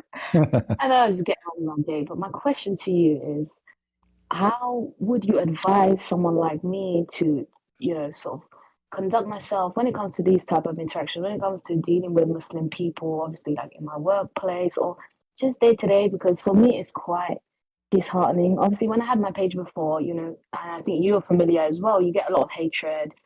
I didn't really care. I don't care about people online because it's not as personal. But when it comes to real life, day-to-day interactions, I struggle to navigate it. So I just wanted to maybe if there was any verses from the Bible or anything like that, any advice you'd have for someone like me. Thank you. You're welcome. First, we are happy for you, sister, that you believe in Christ and you left, the darkness of Islam. And, like, I cannot advise you really what is the best way to make somebody leave Islam, because what happened to you is the best advice. Already you left Islam. Already you become a Christian. So you know what can affect you when you used to be a Muslim and what changed you to become a Christian. You know better than me what you went through and what you experience, and that experience will face every Muslim. So the first thing I do when I speak to Muslims, the Muslim, when they come to speak to Christian Prince, he assumes that a Christian Prince, he is a person who hates Muslims. Maybe he want to kill Muslims. He's a Christian mujahid. He's a Christian terrorist, maybe, in his mind that this guy is evil. So he will not be listening. I'm not expecting him to listen to me right away. So I have the method of the drop of water. If you have a faucet and this faucet is leaking and there's a tile or a concrete underneath or even a rock, if you leave for a few years and still this water faucet dropping water, drop after drop, you will find that the water drop is going to open a hole in the most hard concrete. So when I speak to Muslims, I don't expect that my drop of water is going to make a hole in a minute, not even a year. But I will stay running the faucet of the truth, and the truth will set them free. The truth will make a hole in the rock, and the rock will collapse. And this is exactly what happened to many Muslims who listen to me. In the beginning, they curse me, they call me names, they say bad things about me, even they make websites to attack me. And many of them, after some time, the same one who was cursing me, he come and say, thank you. I was wrong. Thank you. You helped me a lot. So my advice is never give up. Say the truth as it is and never lie. Don't lie to a Muslim and fabricate ugly things about Islam. Don't do that. Share what Islam is teaching and only what Islam is teaching. And Islam by itself is the most ugly, disgusting cult ever. Like you as a female, Islam treat you not as a human. You are just a toy. Your job is just to do entertainment for the man and to provide the man with certain service. You are not the purpose of Islam. You are accessories. And this is absolutely evil. God, when he created Adam, he called both Adam and Eve Adam. Not only the man. Both are called Adam. Like now we use the word Adam to speak about a male, but in fact the Bible mentions it as a word for a human. And Christ, he taught us that husband, you have to be faithful. You have to be loving. You have to sacrifice yourself to your wife. The same as a Christ sacrificed himself to the church. So in Christianity, you are equal to the church. And the man, he sacrificed himself to the church. This is how much Christianity show the value of women. In fact, we are celebrating today what? Celebrating an occasion, not a date, of the birth of Jesus. But Jesus is born of who? Of a woman. If a Christianity have this grace for women, why the Lord himself, the King of Kings, accept to be born of a woman? Christianity not only value the women, Christianity gave the women a place she never have ever before. And all of us, we knew that the Bible called Mary, the blessed Mary. God, he sent angels to speak to Mary. Blessed you are, Mary, between the women. And yes, she was. So, in Islam, Muhammad, he said, if there is no Jews, no women, if there's no Jews, no meat will decay. And if there's no women betray her husband. So Muhammad, he claimed that every source of evil in the world is either done by the Jews or by the females. And the funny is, we Christians, we believe in the original sin, and Muslims, they laugh at us and they say original sin is wrong. But then you see Muhammad, he have a very wrong understanding of what original sin is. And he claimed that all evil in the world happened because of two kinds of creatures, either the Jews or the females. So that is telling me how Muhammad and who is Muhammad is about.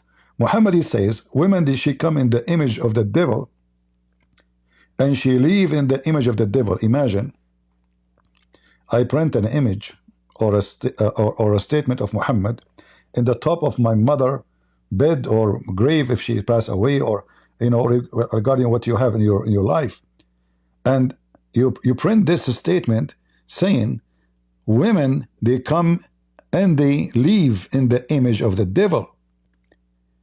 Muhammad, he did not notice that he is the devil, and he tried to imply his image on women. Muslims, they say that the Quran teach us to respect our parents. Do you respect your parents when you say women, they come and they live in the image of shaitan? Is that a respect? Or this is the biggest insult ever to your mother? This is our evil Muhammad. And as the Lord, he What about says, Genesis 3:16? what about the Genesis Lord? 3:16 What condemned. about, guys, who is the one is inviting this donkey? Who is the one who invite this idiot? Don't put this guy in the stage. What about John? What he said, John what? Okay, I will invite you. Just let me finish with the, you know. I will invite you back so we can laugh. Guys, don't invite this guy. I will invite him. So, Dawah, I don't know if I'm saying your name correctly now, or dog, as you see, all evidence show Islam is nothing but evil. And the evil of Islam present by the sexuality, the violence, and the image which is God created, and he placed it on the man and the women. God created the man in his image, and there is no difference between the man and the women in image except a private part. The rest is exactly the same. You are not a mosquito. You are not a pig. You are not a toy.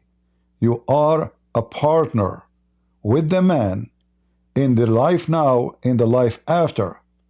And this is why in Christianity you have one wife, and the man, your man, have obligation to be your husband. He cannot throw you out. He cannot dump you as if he is using you and throwing you out. In Islam, he can divorce you by text message. He can have as many he want, for you are nobody. So this is all is about who we follow and what we follow. And you know, depend what you speak to. If you are speaking to a female, show them what Islam teach about females. If there is anything good for women in Islam, women in Islam, she is nothing but a sex toy. All right, my sister. Anything else?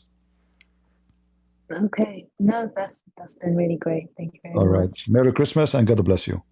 You too. I'm going Bye. to invite this guy. Just give me a second. Jesus the Great. Just a second, because he want to show us the Bible, you know, speak about women in a bad way. Go ahead. Jesus is God. I just invited you. Jesus is my God. Hypocrite. Oh, sorry, Jesus. Yes, my friend. Jesus. Okay, how are you, my friend? I'm not. I want to ask you one question. No, I'll no, be no. very Tell me. quick No, tell and me to the about. Tell point. me about the verse you mentioned. Genesis 3:16 says. No, tell Okay, me. yeah. Let me keep that. I'm Okay. going to that. Genesis 3:16. You spoke about original sin. Genesis 3:16 in Leviticus chapter 12 says. No, one by one. One by one. I'm reading the Bible. Why are you so afraid? One by one. Okay. Start with Genesis. Okay.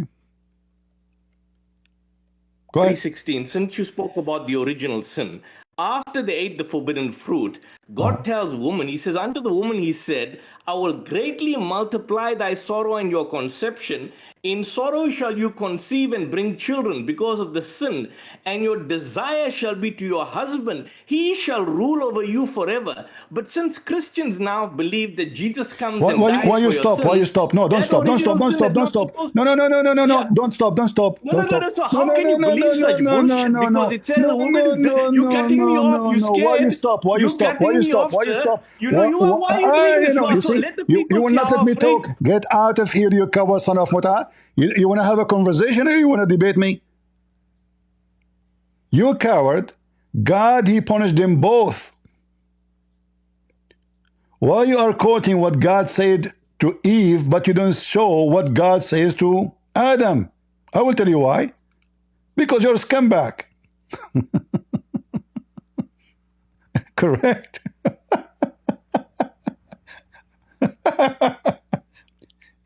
So both of them, they were punished.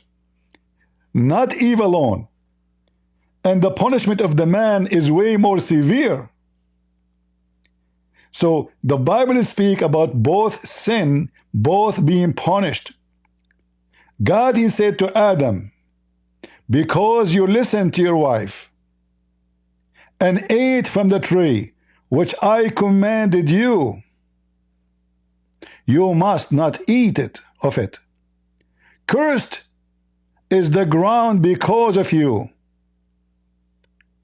Through painful told you will eat of all the days of your life.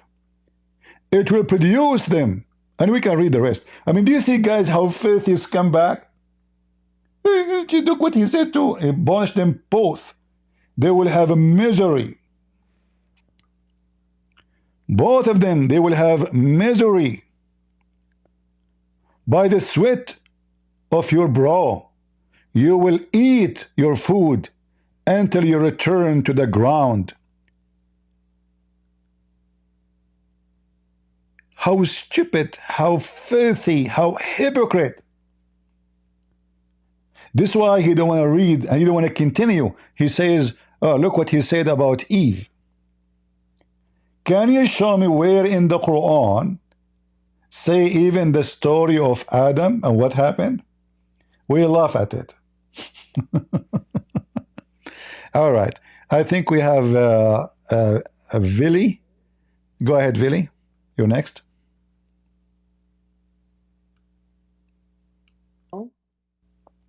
Hello. Hello. Merry Christmas Merry Christmas to you. to everyone who is listening. I am calling from Asia. I want to thank you for your very good work. You're calling from Israel? Asia. Asia? What is? Asia. Asia. Okay. Thailand. Oh, okay. Asia. All right, Specifically sorry. Thailand. All right. I would like to contribute, let's say, to your work because there are many, as they call them here, Farangs, white people, that they come here to find the thing that they don't know that they lost, and they come here as you mentioned that previous videos that you have a few days ago, or maybe yesterday, about Hinduism and Buddhism. Mm-hmm. Yeah, and they don't have any idea of what they are looking for. They don't know what they are chanting, and they're kind of like very lost. And all of them, they're white people, and there are many white people coming into Asia, Thailand, Malaysia, Indonesia, and trying to find themselves. As you said on your previous video, that it's all about themselves, but having Christian values as well coming here, and the hypocrisy of trying to find something when they don't believe that there is a God, and they come here, but as you said, that they said God is an energy or anything like that. That I would like to contribute now in your conversation. I've been waiting for so long that it's very important to see the white people coming to this part of the world, which are many, even Jews, Europeans, Americans,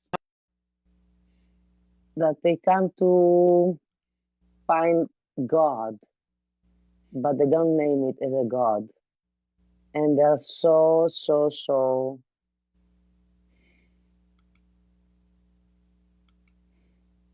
lost. Yeah. And I'm trying to find the way after 15 years that I've been here, and over a year that I've been listening to you, and you made my faith even stronger. It gave me even bigger knowledge to confront them, let's say. But I would like a little bit more of your attention to this part of the world, even though you mentioned that you don't have a lot of knowledge. for this part of the world, like Hinduism and Buddhism. But there are many millions of white people, of Christian people,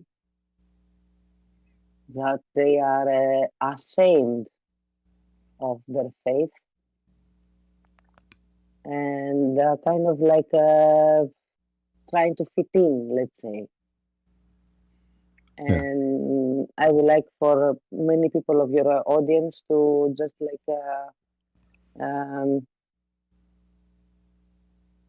have more attention to this part of the world, and give more light, let's say, to the fakeness of their beliefs, and get them to what we already know, what we already have from our books, from our Bible.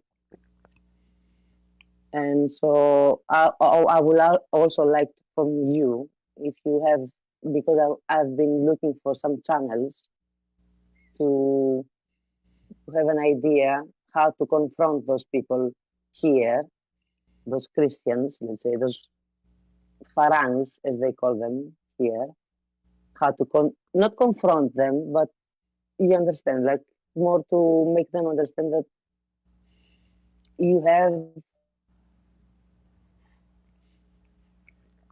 Yeah, well, first of all, you see, those the white people who they are coming to the white people they are coming to Asia. Okay, go ahead. I thought you are done. Go ahead. This is what I wanted to say at the time. All right. Are you done? Yes, I'm almost done here because All right, okay. you have other. I don't have too much because it's too late for me. Yeah, no and problem. I would like also other people to. Yeah, first, thank you, sister, for. Thank you, sister, for joining us. Merry Christmas to you and your family. And about those white people who go to Asia, they find something, or they are missing in Asia they don't have in their land. Number one, you see, if you're a Christian and you do something wrong, you have to feel guilty. You can't get away from your guilt. But Buddhism and Hinduism, the word guilt does not exist. Sexuality, obviously, it's so open and so free. This is why we see, as an example, a Hindu or a Buddhist priest is standing in the front of a bar where a bunch of girls are naked in Thailand. And those women who they are working as a prostitute officially, they kneel in the front of the priest and they give him donation. He don't say to them, what are you doing here? He don't speak about what kind of business you are doing here. They never speak about bad, because in Hinduism or in Buddhism, prostitution is not a bad thing. And here you see the key of evil. There's a religion to confront you, and there's a religion to comfort you with your sin. So there is a religion, or let's say, I don't like to say call it Christianity religion, but I will use that term because people, use it. In Christianity, Christ will confront you with your sin. In Buddhist or Hinduism, the religion there will comfort you with your sin, will encourage you to do more. This is why we see, as an example, the Hindu, they have Kama Sutra. They are so proud of it. Yeah. They are not ashamed, as if it is bad. For simply sexuality have different image in their belief. The same thing we see. I mean, you see, there's, if I say maybe more than 1 million women in Thailand, they work in prostitution business. I'm not exaggerating. I'm talking about women who work in the bar, not only like they call them freelancers. Those are in the bars. So look like the whole country depend on the legs of those women to bring income. So those white people who go there, they are not seeking God or religion. They are seeking comfortable sin, heaven, where they can sin. Yeah, but they're sorry to interrupt you, but they're kind of like half and half. We know about men that they are seeking about is it love, let's say, is it sex? And we know that this part of the world has been known about sex work. Yeah, but it's more than just sex. But you see, in those countries, yeah. there is no shame people, no more. There's no more shame. I'm not saying that everybody from there exactly. have no shame, but like I learned that in the Buddhist custom, if a woman she have two men, it's okay. She have three men. Like a Thai woman, she have a husband. The husband he go for a few months to his country. She have a new guy until he come back, and nobody get upset. You know. So yeah, I will tell you something different. That the Thai ladies, they have white boys, white men that they have in rotation, let's say, depending the season. And the Thai men, they are married and they have a custom. They say that they have how they call it, mianoi. They call it as a the small wife, as we would say that. All of the Thai men, they even if it's not written or whatever, they are allowed to have to be infidels, let's say. Yeah. To have a second or a third or a fourth, or to have.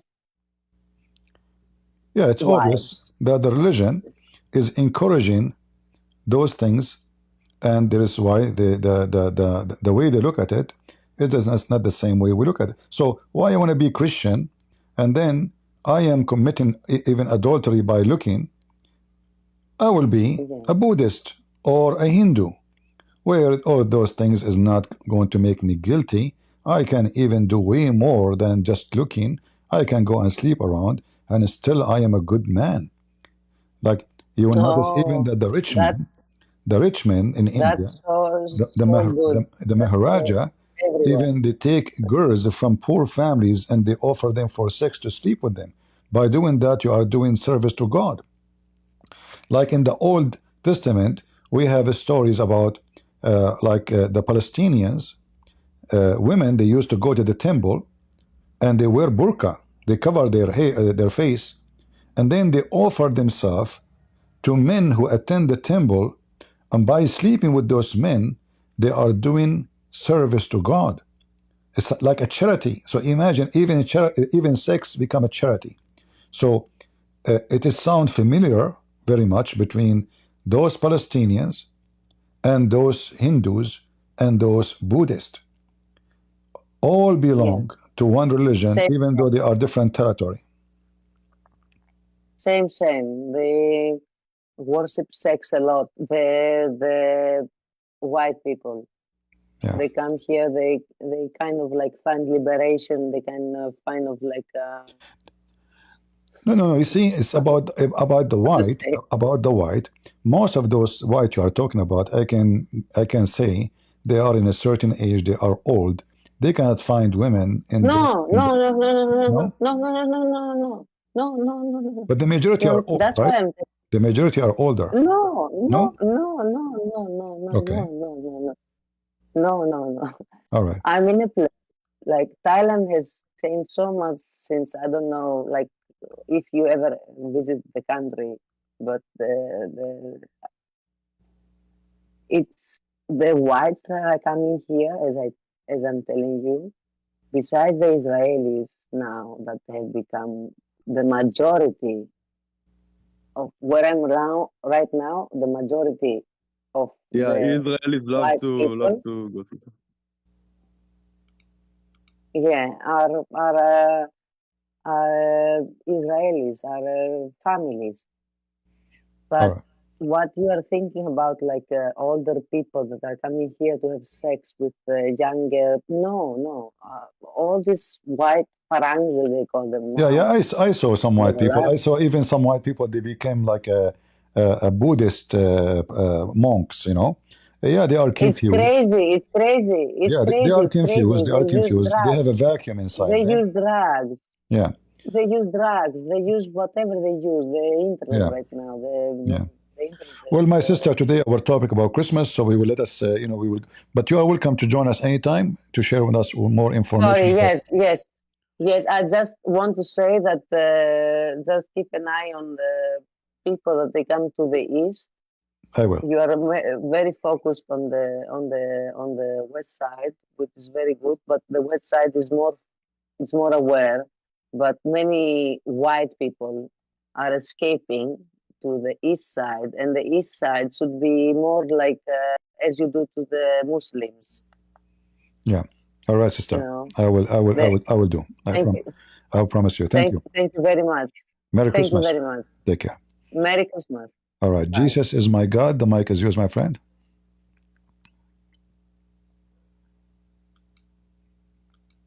Hello, Christian Prince. I've been watching you for like 15 years, and I would like to wish you a Merry Christmas. And I just have two questions. I heard you, well, I was in Asia, then I'm in Europe now, but uh, I know, like, for Islam, just a question, like, Islam, like they have multiple women and stuff, and they have like marriage, like they have multiple kids, and I just want to know, like, in Christianity, like, do you think like,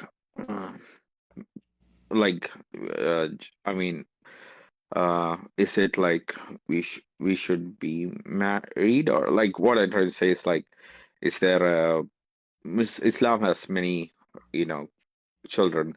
So, and the second question is, I was talking to a Muslim recently, a very good person, but he was saying like, all the prophets are sinless, and I said, David is not sinless, and that's it. Thank you, Christian Prince, for everything. I watch you a long time, so just want to tell that. All right. The Bible speak about marriage in many places, but just to summarize what the Bible says, like in the book of Hebrews, speak about marriage is have to be an honor, like it's an honorable things to do, and marriage should be blessed by God, and should stay away from any sexual immoral and adulterers, because it is not a contract of sex like in Islam. Marriage in Christianity is a promise in front of God, an oath you take to God, not to your wife only, not only the wife to her husband. It's a promise you make to God that you will keep this unity holy and clean from any evil. When one of them break it, he break his promise to God, and that's why it's a great sin. So there's totally different, let us say, view of marriage. In Islam, there's no marriage. That's why they have many multiple wives, and the wife, in fact, she can be fired even by a text message. You do not even need to say, or to come to her, or to make a discussion, or go through religious court. No, you just send a text message to your wife when you are driving your car, or drinking your coffee in coffee shop, and you say to her, you are divorced, she's fired, that's it, she's out, and then she get paid for what she agreed to offer at the end of the contract. In Christianity, the woman is not to be fired. Nobody can fire her, for she is not an employee of the man. The Jews before Christianity, they used to do something similar to Muslims. They used the women. When the woman she got older, he divorced her, and he bring a new wife, someone she is younger, someone maybe she is more pretty. This is why Jesus, he stood against their behavior, because obviously they have a wrong understanding of marriage, and they are not respecting what marriage is about. So in Christ, marriage is a family, not a sex agreement. Even the sex itself, the purpose of it is to have a family, not the sex itself. So when God, he created Adam and Eve, and he gave them the ability to reproduce through sex, it was the reproduce the target, not the sex. God, he put a joy, or let's say enjoyment, in the sex practice to make the man and the women seek it. Because if it's not something they enjoy, they will not do it, and they will not have kids. So the whole purpose of God's creation is to have a family, is not about sex.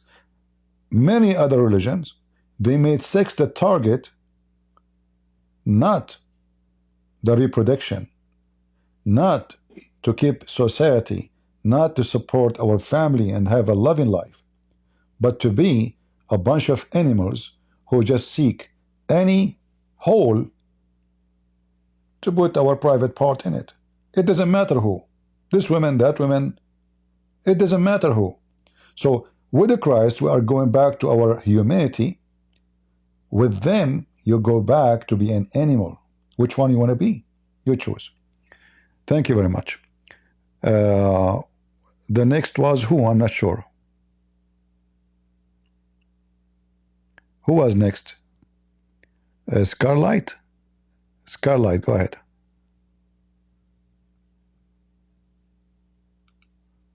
Am I heard, guys?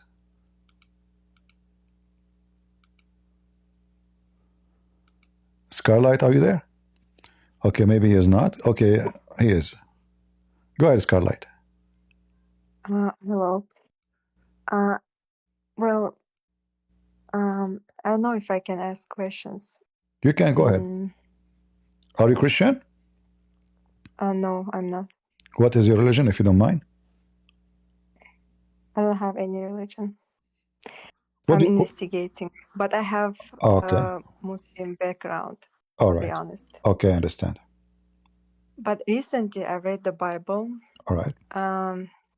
And, you know, I really respect Christianity and Christians. But the thing is, like, I really want to know when, for example, when Jesus says, like, you know, for example, whoever denies me, him I will also deny in the, well, you know that verse. And not only that, a lot of times he refers to his father. So I just don't understand who is this father who is in heaven he refers to every time. All right. Well, whoever denies me, this is in Matthew 10. Yes. But you know, the sentence is very simple. If I go to your house and I knock at your door, and let us say I am a firefighter, I see what you cannot see. I see smoke coming from your house, and I say I want to save you, and then you close the door in my face. Is that my fault or your fault? If you get burned after that? No, yes, it's my fault. Okay. So Jesus saying, the one who deny me from what? Jesus is not asking for donation. Jesus is not asking for your help. Jesus is asking to let you help him, to let you, to let him help you. All right? So you deny him, and he's hopeless now. What he can do? You denied me. I cannot help you. You see, Christianity believes in free will. If Jesus will force you not to deny him, then you did nothing from your side. You've been forced. So now the good of you is not there, the bad of you is not there. You've been forced anyway. Like maybe you are a criminal, maybe you are good, maybe we don't. But if I force you, I did not let you prove yourself the good of you or the bad of you. So when he come to you and you deny, you deny him, simply you decide, you yourself, you make a decision that I do not need Jesus. So, okay, she denied me, I deny her too. As simple. Yes. No, the question I was asking, I mean, I didn't say the second part. It was the most crucial for my point. All right. It's like him, I will also deny in front of my Father who is in heaven. Yeah, it's the same. The other times he also refers to, I don't do anything if it's not by the will of my Father. So the concept, the thing which with which I'm struggling with Christianity is this concept of Trinity, because I'm also ready to believe, for example, that he is the Son of God, there is God and the Holy Spirit. But it will be heresy. I know that the Christians apparently they believe that it's like the one, the three persons, there is like one entity. So I'm really want to know, like, how is it, like, how you look at it, how you explain it, because again, he like really says he was praying to Father, and he, even when he was on the cross, he was like, oh Father, Father, why have you abandoned me? So whom he talks like, and who is this Father, if he is himself the one with him? All right. You see, first when Jesus, he is quoting, Father, Father, why you forsaking me? He is quoting a prophecy. Yes. He is quoting a prophecy about him in the Old Testament in the book of Psalm chapter 22. So there is a statement in the Old Testament about the Messiah, exactly what will happen to him at the cross, and exactly what he will say. All right. So Jesus, by quoting that, Jesus is confirming that the prophecy in the Old Testament in the book of Psalm chapter 22 is specifically about him. And then when we go to speak about who is the Father and who is the Son and why Jesus is asking the Father, you see, the Messiah, we as a Christian, when I say Jesus is the Son of God, okay, if I say I am the Son of my Father, who is more important? Who is more authority, me or my Father? Okay, so Jesus confirmed that all the authority he have is from the Father. Everything I have is from my Father. But who is my Father? He's God. That's the question. All right. Sorry? Yeah. So yeah, that's the question. He's God. Yeah. So if my Father is the king, I will be what? I will be the crown prince, correct? Yes. The crown prince have authority, correct? Yes. Why he will be called the crown prince? Because simply he is the son of a king, right? Yes. So what we saw when Jesus came to earth, what we saw a flesh, we saw a human being. Yes. But people, they understand that God is a spirit. God now in front of them is a man. So Jesus is telling them, what you see is God in flesh. I am the Son of God. If we go to John 17, the Messiah, he explained exactly who is he. I'm going to play an audio because that will be a better reading for the Bible from John 17. These words spake Jesus, and lifted up his eyes to and heaven and said, I remember. Can you wait, please? Exactly, can you wait, my dear sister? Can you wait until we play the verses? Yes. Okay. I mean, I remember that verse one. All right. Tell me if you don't hear the audio. John 17. These words spake Jesus, and lifted up his eyes to heaven and said, Father, the hour is come. Glorify thy Son, that thy Son also may glorify thee, as thou hast given him. So the Son is asking the Father to glorify the Son, to glorify him. Okay. Do you think God should glorify anybody? No. I mean, a human being should not be glorified. For what? For his sin? But here you see the Messiah speaking to the Father, says, Father, glorify the Son, so the Son may glorify thee. So here you notice that when you say Jesus, he prayed to the Father, the prayer between Jesus and the Father is the conversation. The prayer is a communication of holiness. So the Holy Messiah speaking to the Holy Father, the Holy Father glorified the Son glorified the Father. That is the prayer. So Father, glorify the Son, so the Son may glorify thee. How the Father will glorify the Son? the verse after it explain more. Let us hear more. Power over all flesh, that he should give eternal life to as many as thou hast given him. So the Messiah saying that the Messiah has given the authority over all the flesh. Let me open the verses and put them in the screen for you, so maybe you can see with me what I'm reading. Give me a minute. Mm-hmm. You see my screen, right? Yes. All right, let me show the screen too. All right, so here we see the Son confirming that the Father glorified the Son and the Son glorified the Father. And how the glorify, that glorify, is that like words? Is that like God the Father says glorify Jesus? No. The Father, he glorified the Son by the power he been given. You Actually, has right given now, him the power over all the flesh. So which one is better? Let's make it about me, and I'm coming to your home. I am a poor person, hungry, homeless. I knock at your door. Do you glorify God for the blessing of the food he gave you by feeding the poor, me, or by saying thank you God and close the door in my face? You glorify God by feeding the poor. Why you glorify how you glorify God by doing that? Because you are saying thank you Lord, you gave me what you don't have, so I want to share. So I glorify God. I show appreciation. So the Messiah saying that I am glorified by the Father by giving the power which nobody have over the flesh save God. Only God have the power over all mankind. Why he is giving the power?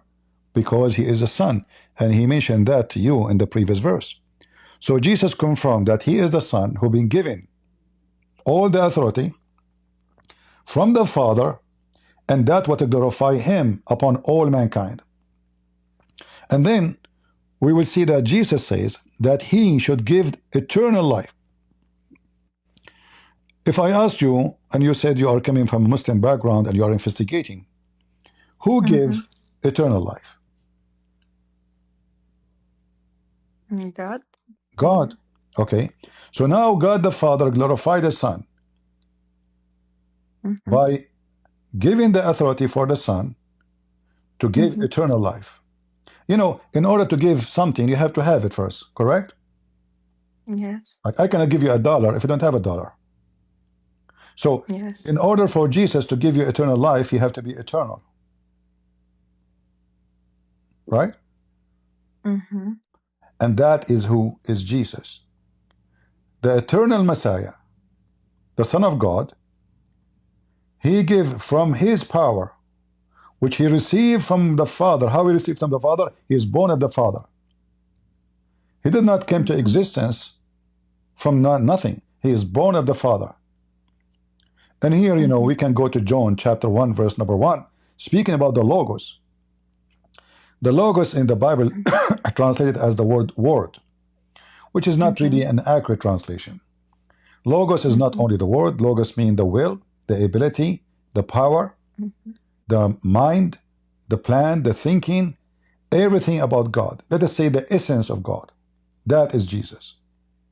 So the Messiah, he always glorified the Father glorified the Son, and the Son is the one who will give salvation and eternal life for everybody, for he is the one who have it. And then when Jesus, he give you the eternal life, he announced it and he tell you about it. This is the purpose of this speech. I have glorified thee on earth. How the Messiah glorify the Father in the earth? He finished the job which he's been given to do. What is the job? Is to announce to the world that I am the Messiah. You believe in me, you will be saved. And this is by the authority of the Father. By believing in the Son of the Father, you believe in the Father. That's why he said, we go back to what you said, the one who deny me, I shall deny him. Right?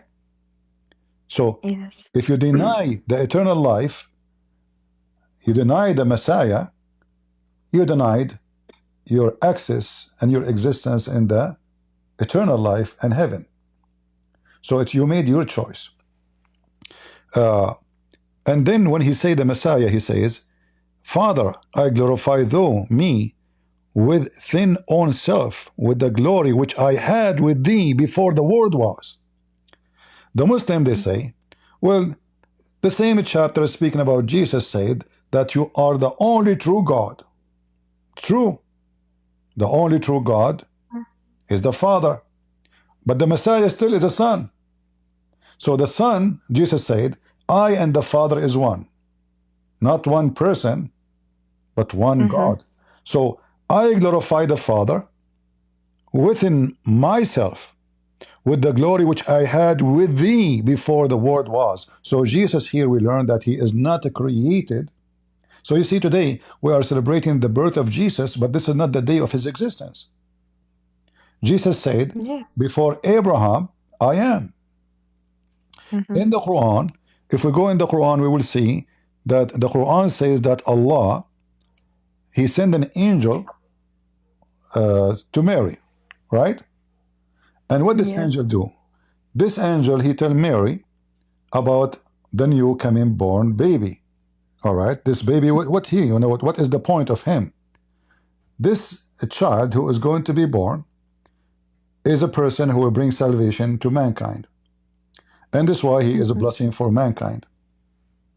And that a blessing have a duty. And you will notice that in Islam, Jesus is born of Mary, who is a virgin, correct? Yes. All right. Why? Do you know why? Why Muhammad is not born of a virgin? Why David not born of virgin? Why not Solomon? I mean, according to Islam, there is 124,000 messenger, correct? Yes. All right. Why none of them is what happened to Jesus happened to them? Why only Jesus? It doesn't make sense. Right. Jesus is not born of marriage, for he is the Son of God. So the story of Jesus being born of the Virgin Mary makes sense in Christianity, but make no sense in Islam. My mother, she can say, my son, I gave birth to him, I was a virgin. People will laugh. You know, right? What is it? This miracle proved nothing. This miracle proved nothing because nobody can approve it or nobody can disprove it. Who knows if Mary was virgin or not? So here it's a matter of belief. If we believe in the stories written by books, we call them scriptures, then you have to believe in the Quran saying that Mary, she was a virgin. But then if we ask Muhammad why Mary was a virgin, Muhammad do not know what to say. He will say, Allah want to show his power. False. Because this is something nobody can see. You see, when Jesus, he made the dead man, as the Quran said, alive. Well, this is something we can see. So the purpose of this miracle of the Virgin Mary is not the same as none of the other miracles, because nobody can see. Nobody can witness. The only one knows what happened to her is Mary. The rest didn't know. So what is the purpose for Jesus to be born of a virgin and he have no father? If Jesus in Islam born with no father, so who is the father of Jesus? Well, I watched this Dawah or some, you know what I mean. English is not my first language. They have this answer that the God says be and it is. That's the answer that they give. No, this is first of all, this is a false answer because Yes, I know. nowhere in Islam, Allah did not create Adam by saying be. Allah, he used his hands. He didn't Jesus too. Yeah, and Jesus too. I watched your videos. Yeah, you watch my videos, right? Okay. So actually, this is a story proving that Islam is false. In the Bible, in the Old Testament, God, he said, let be light. Light was. Yes. All right. And I don't know, I know that it's too long, but I just want to say like, and this was Dawah, and the woman come to him, and she asked like how he was born, and he says, well, God says be and it is, and the woman says, well, it means that he said like, you know, the Gabriel angel come down, and this woman asked him why did he blew the life into, you know what it is, and he says, no, it's in the Christianity, but in Islam God says be and it is. But that's lie, because you show me, you show like, in your videos, I didn't read the Quran, even though I have the Muslim background, but it's like if you're born in the Muslim country and that's it, it's not that you need to know everything about Islam.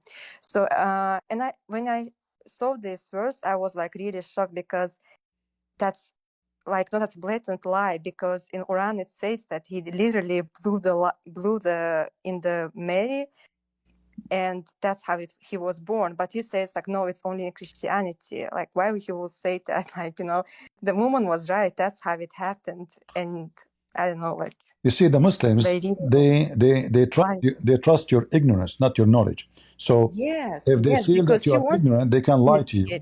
Yeah, but we know the Quran, as you said, there's more than one verse saying clearly that Allah, he breathed into her vagina. Excuse my language, but look at the translation. I don't know if you know Arabic. In Arabic it says, you know Arabic? It says, التي أحصنت فرجها فنفخنا فيه. What the Muslim translation says? We breathe into the sleeves of the shirt of Mary. So the farj, I mean, if I show you the farj in the dictionary, even in the Quran, if I copy the word, you will see it's all over in the Quran is about.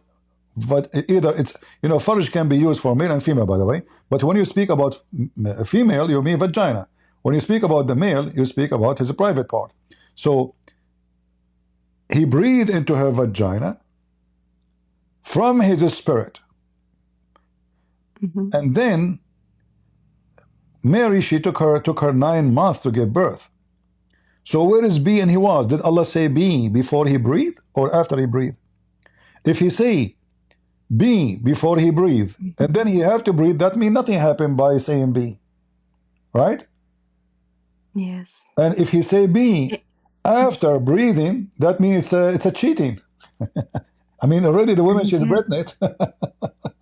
Yes, but anyway, he lies, because this woman, she really like asked him simply, did like, apparently she was Christian. He's asked him like, did he like, blew something, in her, and he just like, no, it's only in Christianity that like it's your thing, but in our religion, like, God says be and it is. But like, how he can say that if it's not only in Hadith, but in Quran? And I don't know Quran, so I didn't even like, I like watched and like, okay, and the woman apparently did also. So, but then I saw your videos where you show the verse in Quran which literally says that he did this thing, the Gabriel, or like, I don't know. You see, have taken Islam is like a toy, and the toy have a battery, but the battery is almost dead. So the toy move its hand and stop, and then stop for 5 minutes, and it move their hands again. If you ask a Muslim about any words in this verse, he will collapse. As an example, you see here it says فَنَفَخْنَا. The Muslim translate as breathe, right? If you ask the Muslim, do Allah breathe? We cannot talk about that. What? It says we breathe. Do Allah breathe? The second you ask them about anything is said here, they are in trouble. They don't dare even to explain how in the world is Allah human like us? No. Okay, I breathe. Do Allah breathe? I cannot answer you about that. In Arabic it says فَنَفَخْنَا, not breathe. نَفَخْنَا. Nafakha is using the mouth and blew air from the mouth. But in the Quran here it says فَنَفَخْنَا فِيهِ مِنْ رُوحِنَا. So we blow into her vagina of our spirit. All right. Do Allah have a spirit, Muslim? They say no. Okay. Allah saying he blew into her vagina from his spirit. They will say to you, this is Jibreel. Okay. As long as this is Jibreel, Now we have a problem. There's a video of Mimi Hijab was debating a Christian. I will play it for you. Responsible, both in a part, in a partial sense and a full sense. You said causal overdetermination. I'm sorry to say you have not answered the question. The question is, can you have two subjects that are fully responsible, to a degree of 100%, fully responsible for the creation of one thing in its entirety? For example, can you have two mothers that are fully responsible for the production of one child? Fully responsible. I think even the transgender movement would raise their eyebrows. So look what he said. In Islam, I mean, do you see how hypocrite coward they are? In Islam, there's two mothers are responsible for Jesus. Allah and Jibreel. Allah, he blew from his spirit. Hey Muslims, who is the spirit? Allah, he blew from it? Jibreel. So Allah cannot create Jesus without a partner. According to the Muslims, that is Jibreel. So this guy is saying the transgender, they will have their eyebrows up because of such an idea. Well, your God is a transgender. Your God, you claim he is not a male, but he is a male. He keeps on he. Is he a male? They will say no. Okay, so why he called himself he? My God was a male.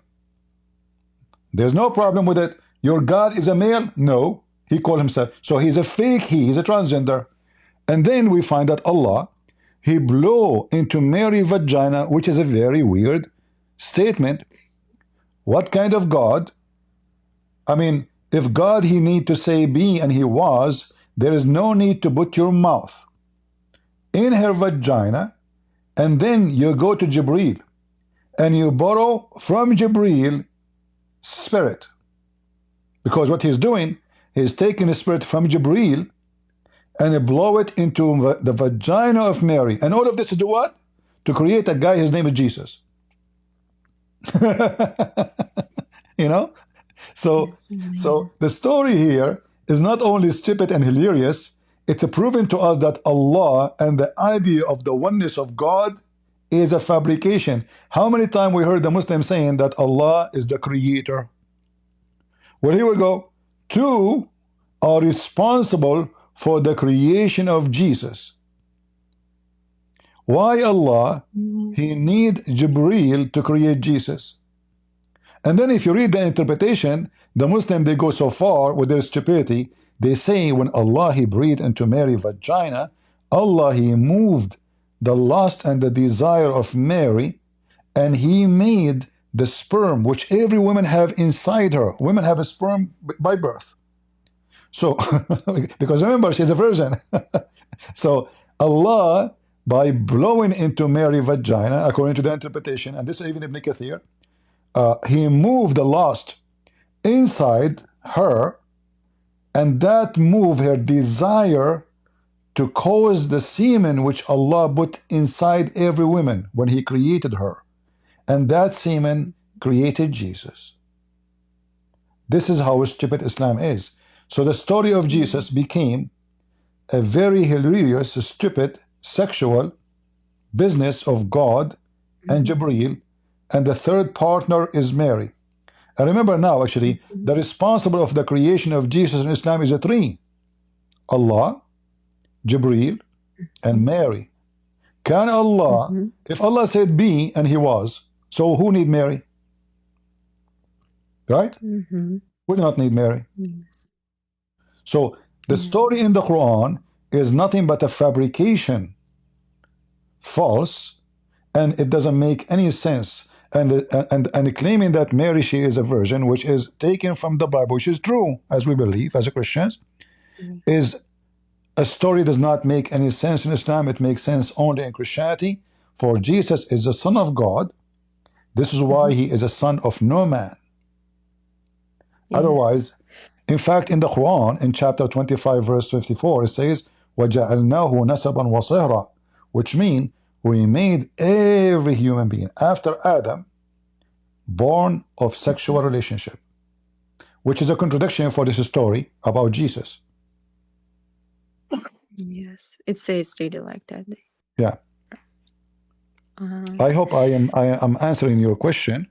Yes, Anything I else? don't want to stay long, but I have a lot of questions. No, it's really. okay. You see, for me, Just end. my sister, you are not Christian yet, but allow me to call you sister. You coming to Christ is more important than all the calls I will receive today. So take your time. Yeah, but I will again turn. But right now, I want to really this end this topic. But because again, the Muslim will say, for example, well, he sent the Gabriel because he want to warn her, you will have a child. That's what they say. I mean, No. from the experience of topic. Yes, I want to, because if it was the only purpose, to warn her, look, you will have a child, you have been blessed, etc., then why the Gabriel do this stuff physically, proving, because God can send the Gabriel, warn her, and then just it is because you're all powerful. Why he needs the middleman doing other stuff. So it also doesn't make sense. And the other question, I know that you will agree with me, but the other question is I was recently today watching a video, and there was you were asking some guy why did God say to bow down to Adam? And I don't know where I heard this, but I remember they will say the humans, we are better creatures because apparently we have free will to choose what's right and what's wrong. So from this point of view, they say the angels, they the creatures that do always good, and they always worship God, Allah, etc. They there's some kind of machines that programmed.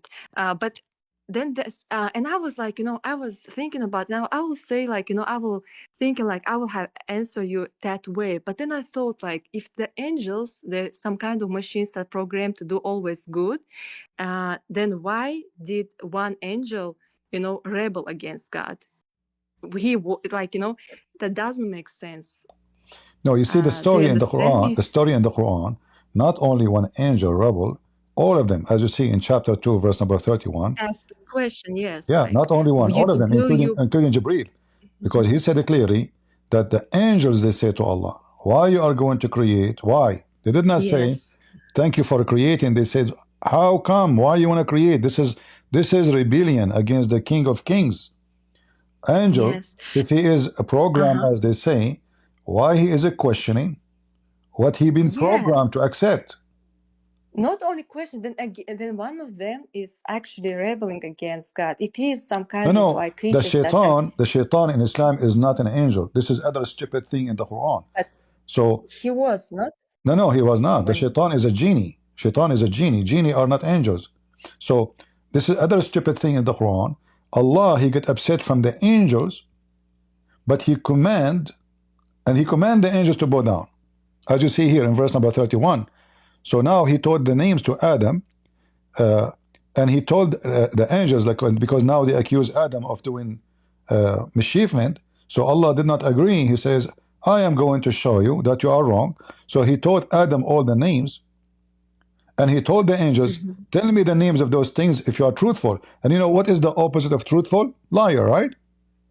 Yes. So Allah himself accused all the angels to be liars. And then the angels say to him, now they feel they are doing bad. Oh, glory to you. We have no knowledge except what you have taught us. So if they have no knowledge except what you taught them, how they knew that Adam would do mischievement, which is true, and Allah is wrong. Yes, and not only that. Plus, hold on. But look what happened. Allah, he taught Adam all the names. He told them, tell me the names if you are truthful. And then Allah, he commanded them to bow down to Adam. Who? The angels. Then Shaitan, he refused. But Shaitan is not an angel in Islam. Another stupid mistake from Muhammad. Is angel or not? No, he's not. I don't know. In Islam, he is a genie. He's a genie, yeah. He's a genie. Right? He's a genie. He created from fire, you know. So angels. So he always was genie. Yeah, always from was the genie. beginning. Always. So imagine I say all dogs say how. Okay, all dogs say how. except shaitan, he say meow. Okay, well, he's a cat. He's not a dog. That's what I said. So Yes. the verse here saying Allah commanded the angels. So why you're upset from shaitan? Then the Muslim, they try to fix it. They say because he was there. What do you mean he was there? Where? Show me. It says the angels, they said from the beginning of the story, the angels, they question Allah's decision. Where is shaitan? Did it say like the angels and shaitan, they question Allah? No. It says the angels. Allah speak to the angels, the angels answer. It says here, when Allah said to the angels, verily I am going to create a creature. In fact, in Arabic it says Khalifa, not Khaliqa. And this is a mistake in the writing of the Quran. Because in other Quran it says Khaliqa. Khalifa mean caliphate. Khaliqa mean a creature.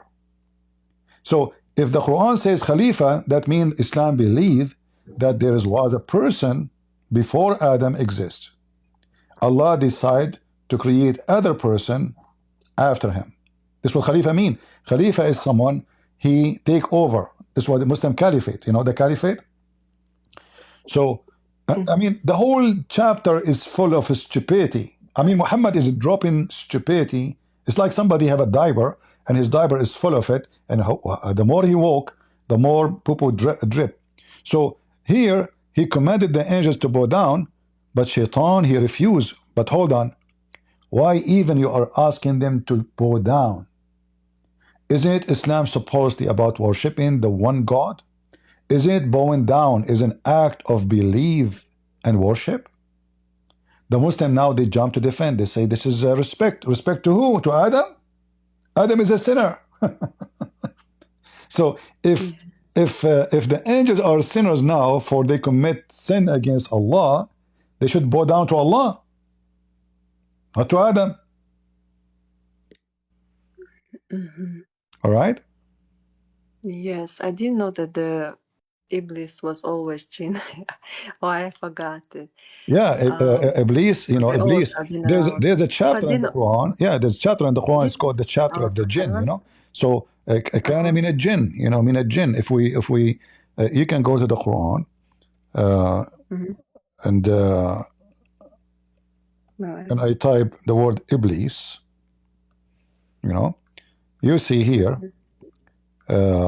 All those verses are speaking about a genie, and the shaitan, he said, why I'm going to bow down to Adam?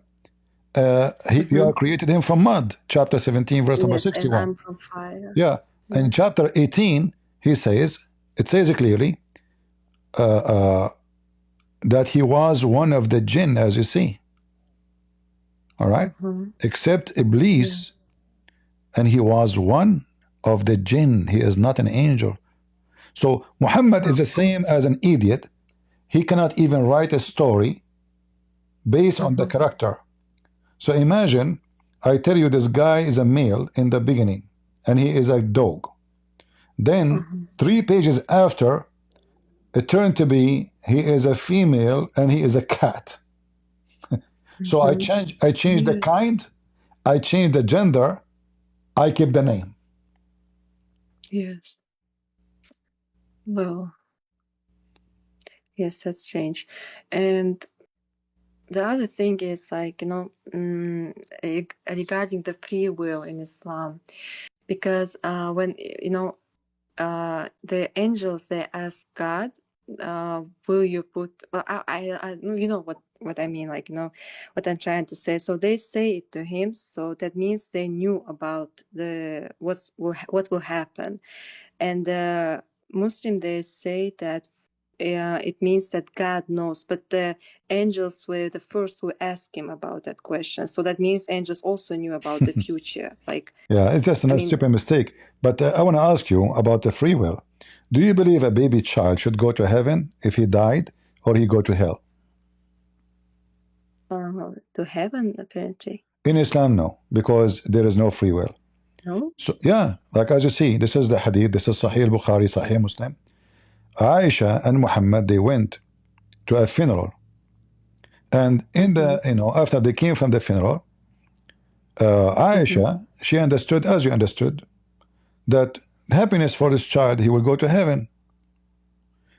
She explained why. She said because he did not reach the age when somebody commits sin. And he did not commit sin. Muhammad, he said to her, don't be stupid. It might be the opposite. Why? For Allah decide who is going to go to hell or heaven when they are in their father backbone, not lions, as he says, backbone. So Muhammad claimed that we have destiny. The sin is not what make us go to heaven or to hell. And this is a baby, is an infant, and he's born of a Muslim family. In fact, Muhammad, he teach that every child is born as a Muslim, correct? Yes, they have this thing. Muhammad says that, okay, so now even if a Christian child is born, according to Muhammad, is a Muslim at that moment. Okay, if he's die, where he go? He might go to hell, he might go to heaven. Why? Because it's destiny. So Allah decide for you before you are born, even before like you are even exist. It's just like the mother, she have sex with the father, and now there's a form of baby that when Allah he make a decision. In fact, different hadith says 40 years before he created them. 40 years. So he decided who will going to go to heaven, who go to hell. So now this Aisha, she saw at the funeral and she said, okay, a child is from a Muslim family, he died, he will go to heaven. He did not reach the age to commit sin. No way. Muhammad, he said to her, don't be stupid. It might be the opposite. Why? Because it is a destiny. And this is what makes it more satanic and demonic, because this is proving that Allah is not a justice God. I thought I would go to hell if I disobey God. It turned to be no. It turned to be Allah decide for me. This is not about the knowledge of God, by the way. This is about destiny. Even when a Muslim, he commit fornication, he did not commit fornication. It was a destiny from Allah. Allah, he decide how much fornication every one of us will do. So why I will be punished for fornication if he made decision before he created me? Even the sin of Adam, according to Muhammad, is done by the destiny Allah he made for Adam. And then he mentioned that there was a debate between Adam and Moses. Yeah. Yes. And Allah decide for Adam 40 years before he created him that he will commit this sin in heaven. See, in Christianity, the opposite. God, he did not tell Adam, did not force Adam to commit sin. God punished Adam because he disobeyed. It turned to be in Islam, Adam is not disobeying God. He is just doing exactly what God decided for him 40 years before his creation. And this is authentic, as you see. This is not a joke. 40 years, so he decreed. Adam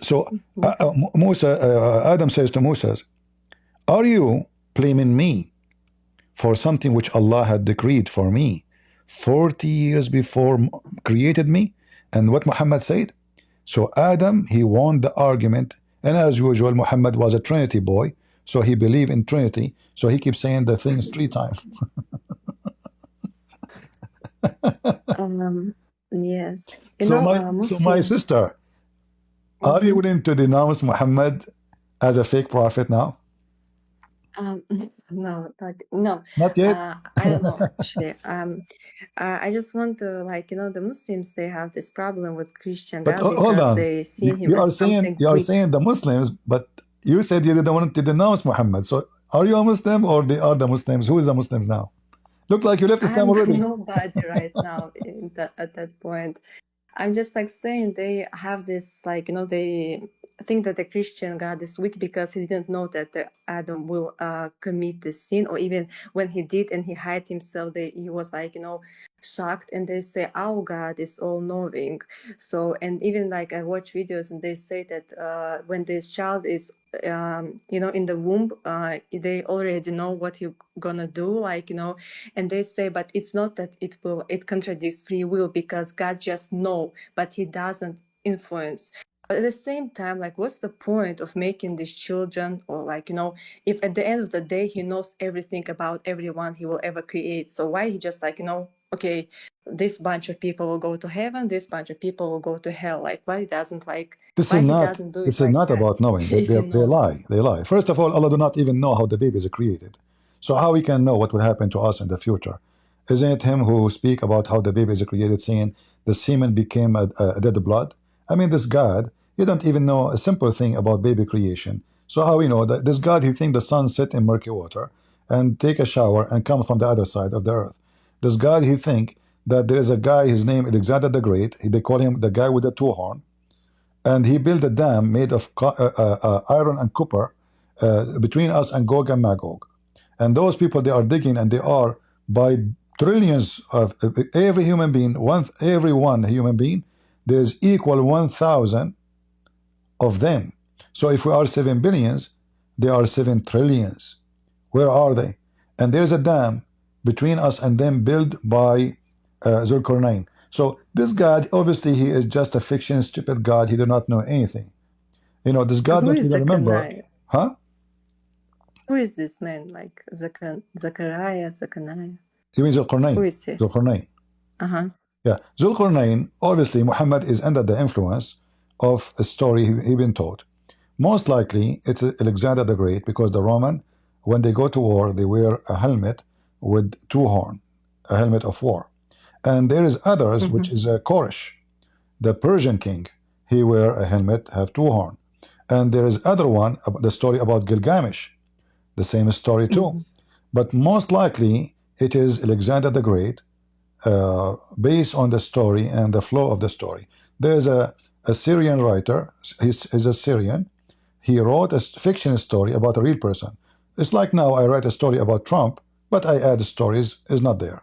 So Trump is real. Yeah, fanfic. Yeah, so it's a fiction story about a guy who is Alexander the Great. He called him with the man with the 2 horns, who occupied the whole earth, and he found where the sun set, and he found where the sun rise, which is exactly what the Quran says. So how does God, he knew anything when he speak of his foolishness and stupidity? You know? So in order to say Allah he knew, will show me how Allah he knew. Obviously Allah is ignorant and he's stupid. You know, when the Muslims accuse their Prophet Muhammad that he stole an underwear, if Allah knows everything, shouldn't he say who took it? I mean, is that even, do we need to call the Pink Panther detective? You know, the Muslims accuse Muhammad himself. Imagine what kind of Muslims they are, that he stole an underwear, and now the news came to Allah. What Allah he says? It's not Muhammad. If Muhammad truly is a prophet, this is the time he can show the power of God. Say, hey, this is the guy, Christian Prince, he took it. Go to his home, open the drawer. Here we go. You see, you found it. But what Muhammad said? Allah told me to tell you it's not me. Okay, who? Allah, he did not tell you who. So until now, this underwear is missing and nowhere to be found. And yet they say to you, Allah is all-knowing, but he don't know where the panty is gone. Until now, it's in the FBI of Islam page. All right? Anyway, sister. Well, if you are willing to denounce Muhammad, I will be happy to hear it. Yes, I think it's just like too late, and I will come back. But All right. Thank you for everything. You're welcome. I will go, you know, let other people talk. You're welcome. Thank And you. you know, I want you to enjoy Christmas with us. For Christ, he brings Oh joy. yeah, Merry Christmas. Merry Christmas to you. But in order to really to enjoy Christ, you have to believe in him, sister. You know, we might go to sleep, we never wake up again, we never know. So salvation of Christ, you remember you said to me when you came, Jesus says, the one who deny me, I will deny him. So I say to you, I don't deny. I truly believed in him, even though right now I do believe in him. Some, you know, from I think mostly from the Muslim point of view. Like I don't take him as a god, but I don't deny him entirely. no, you cannot take a part. You cannot take a part and you accept a part. When you deny that he is the Son of God, you denied him. There's no, it's not, I deny him, I accept him as, no, there's no as. Either you accept him as your Lord and Savior, as your God, or you don't. That's it. There's no so. You know, this is not the shopping. I take this and refuse this. Yes, All right. I know. All right. But yes, but we will look, you know, maybe one day I will. All right. Well, I will be happy to hear it from you. You can call me anytime. Take care. All right. We have many names are waiting for long. I'm not sure which one was first. Can the admin help me? Who was first here? Mick, I think Wiggy. Wiggy was first. Go ahead, Wiggy. Are you there, my friend? Wiggy? Hello? Hello, hello. CP, can you hear me? You can hear me? I do. Go ahead. Oh, yes, thank you very much.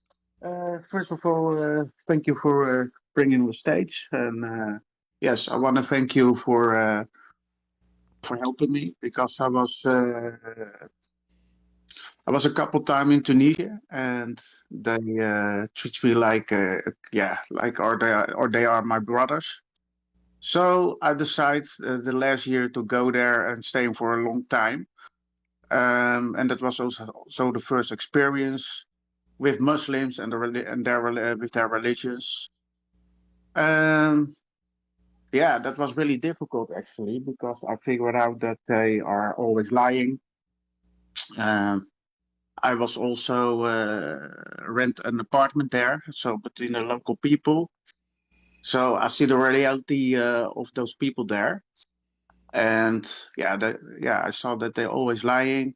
They try to take the money out of your pockets, stuff like that. There was also, and I have also discussion because I'm a Christian. So I never lie about that. So I'm always telling the truth about that I'm a Christian.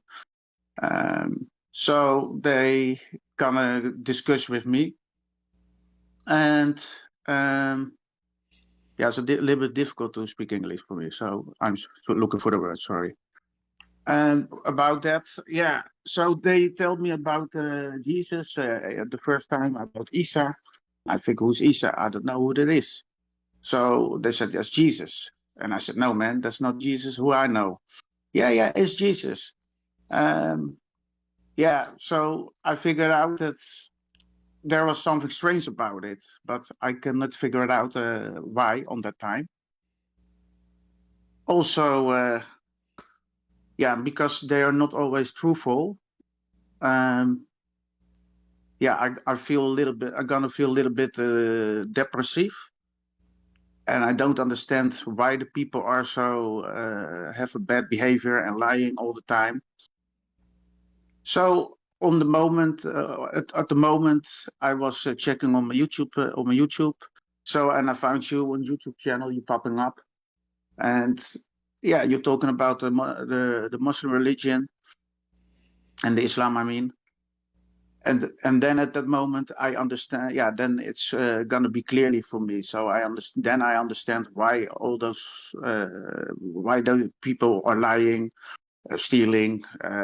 But also, where they fighting, they not trust their own families, stuff like that. So I want to thank you for that, because the way how the way you bring it, it's a little bit with a smile. It's made funny, but also seriously. So on that time I was laughing, and you give me a little bit color in my life. And this is what I thank you for that. All right. Well, thank you very much, brother, for being here. And we have always we experience things in our life, but there's liars everywhere. There's liars, we meet them everywhere, not only in Islam. Lies, sadly, is the way of life these days. So the hypocrite is a businessman. The hypocrite is a politician. The hypocrite is a president. The hypocrite is a king. And even many, they claim to be religious, but in fact they are seriously businessmen, and they are hypocrite. So hypocrisy is our enemy, and the Lord, he says, from their fruit you shall know them. Thank you very much. God bless you, and Merry Christmas. Thank you very much. All right. Bye-bye. Bye-bye. Let us, guys, focus on the Christmas, unless you are an ex-Muslim or a Muslim. Then we will talk about Islam. Let us focus on Christmas and what you want to say and what you want to share with us. Who was next after Wiggy? I'm not sure. Let us see. Take Goldman. Go ahead, Goldman. Golden man. Okay, Christian Prince. Yes, can you hear me? I hear you. Go ahead. Yes, it has been 2 years now. I've been listening to you. I'm Christian. I grew up in a Christian family. I'm from West Africa. I'm living in the United States for years now. And I want to thank you. Thank you for what you are doing. I learned a lot from you since I've been a Sunday school teacher.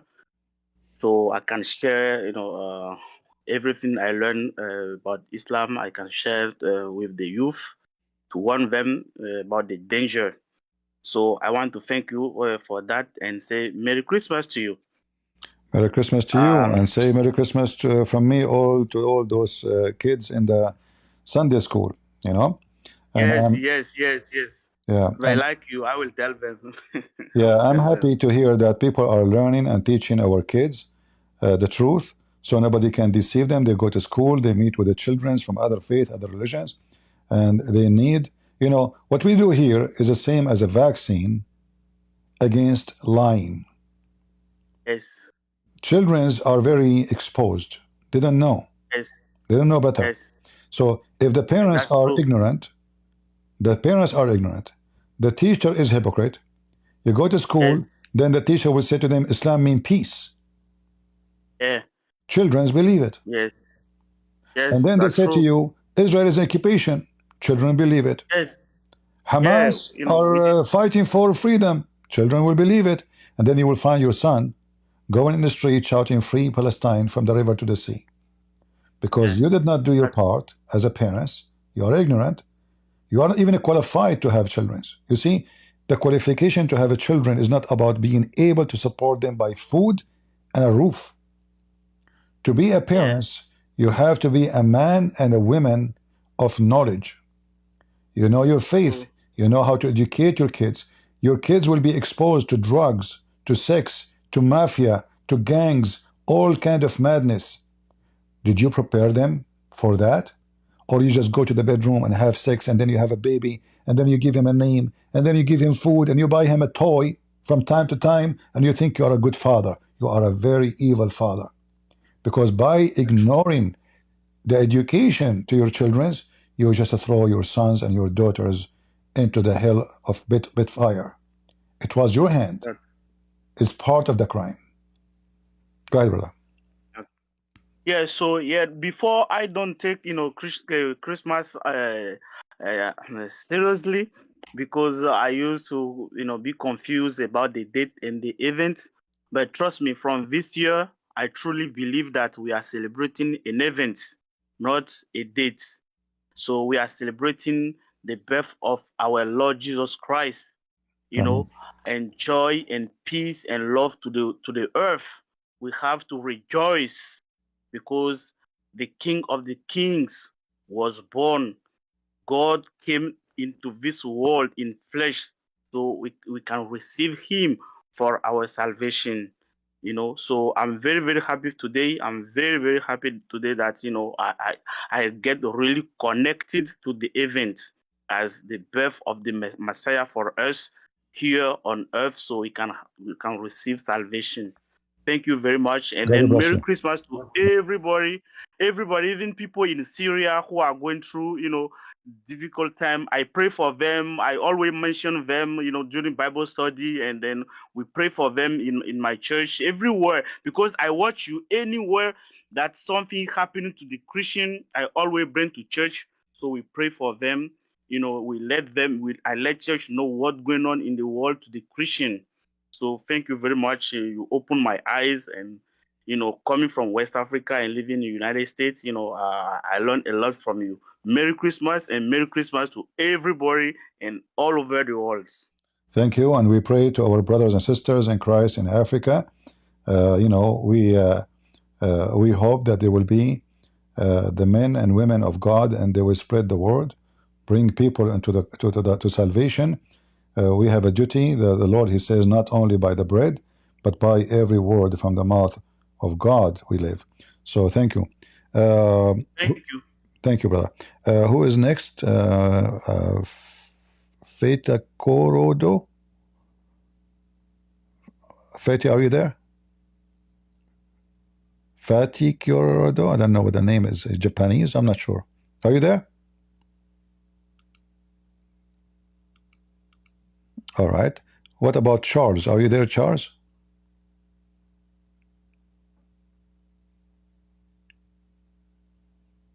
Charles, are you there? Okay. Charles is not there. V? Are you there, V? Hi, CP. Can you hear me? I hear you. Oh, okay. How are you? I'm not good. Okay.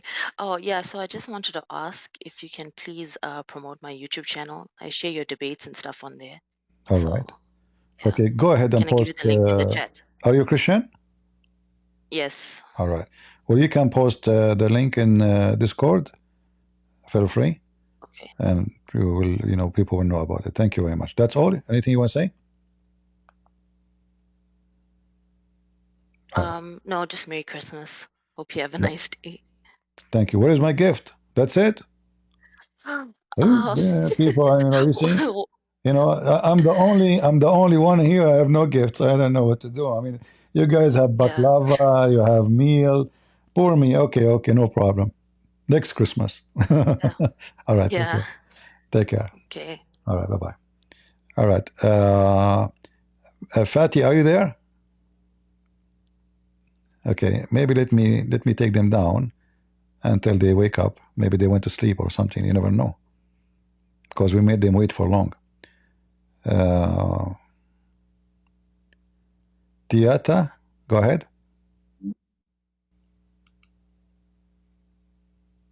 Hello. Go ahead. I have a question about Christianity. Are you a Muslim? No, I'm Orthodox. Are you a Muslim? No, I want to convert though. Are you a Muslim? What did you say? Are you a Muslim? No. What do you think of Muhammad? I mean, I think I have no word in that. Like, I'm not Muslim. I have no word in that. I don't. You see, my friend, I'm asking you, what do you think of Muhammad? Is that hard to tell me what you think about Muhammad? I think it's like 50-50. He's done some good and bad things, Like, okay, is he bad or good? I don't think bad anyway. Is he bad or good? Like, I'm Christian, so like. Okay, so what? If you're a Christian, I'm saying, is he bad or good? Bad. Okay, bad. Why do you think he's bad? In the Bible, I think it's the Bible. There was this verse. It said, "There's gonna be a false prophet that will do like." Okay, so you agree with me that he is a false prophet, right? Yes. All right, that's wonderful. So, what is your question? Go ahead. My question was about Christmas. All right. Since I'm not that knowledgeable about Christianity, and you're more knowledgeable than me, I want to ask you that. I heard that Christmas has like pagan roots, and I don't know if it's true or not. What is the pagan root of Christmas? Can you tell me? What you heard? I don't know. I just heard it. And it's called the Christ Mass. So how that is a pagan? So are we celebrating Buddha? No. Are we celebrating Krishna? No. Are we celebrating the black stone of Muhammad? No. We are celebrating Christ. So how this is pagan root? Where is the root? Is it in the name? I don't know. Is it in the practice? Listen, my friend. Anyone who says such a thing, he is a fool, because the Bible is so clear that heaven celebrated the Christmas. If you go to the book of Isaiah, chapter 9, verse number 6, it says, "For us a child is born, to us a son is given, and the government shall be upon his shoulder, and his name shall be called Wonderful Counselor, Mighty God, Everlasting Father, Prince of Peace." So what did Christmas bring to us? The Almighty God. Okay, if a king come to your door Is that a special day and not an ordinary day in your life? Or is this something happen to you every day? Yeah. Okay, this is not a king. This is the Almighty God coming to earth. This is a Christmas. So Christmas is the Almighty God coming by himself to the earth of sin. This is not a normal day. This is the day of the days. This is the century of centuries. And this is the time of no time like it. So whoever says to you that Christmas is a pagan, he is a stupid idiot. You will notice that the Muslims, they like to adopt this. That's why they have tons of videos saying Christmas is pagans. Or you will see atheists making videos the dark side of Christmas because they hate Christ. So when you join them and you claim to be Christian and you say Christmas is pagan, that is a stupid move. And in fact, you join all the forces of evil to fight Christmas. You know, in John chapter 1, it says, "Behold the Lamb of God who takes away the sin of world." How the Lamb of God did that?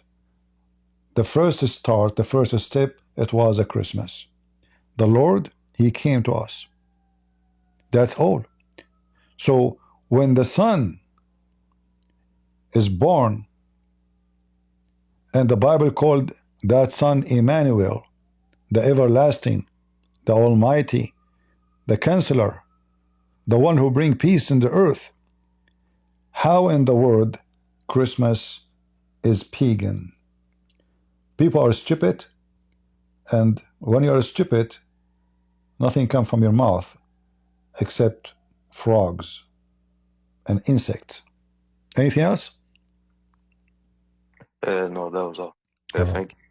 Merry Christmas, my friend. Thank you. All right. Who is next? Charles, are you still there? Charles, are you there? I think Charles is taking a nap. All right. On MSC, go ahead.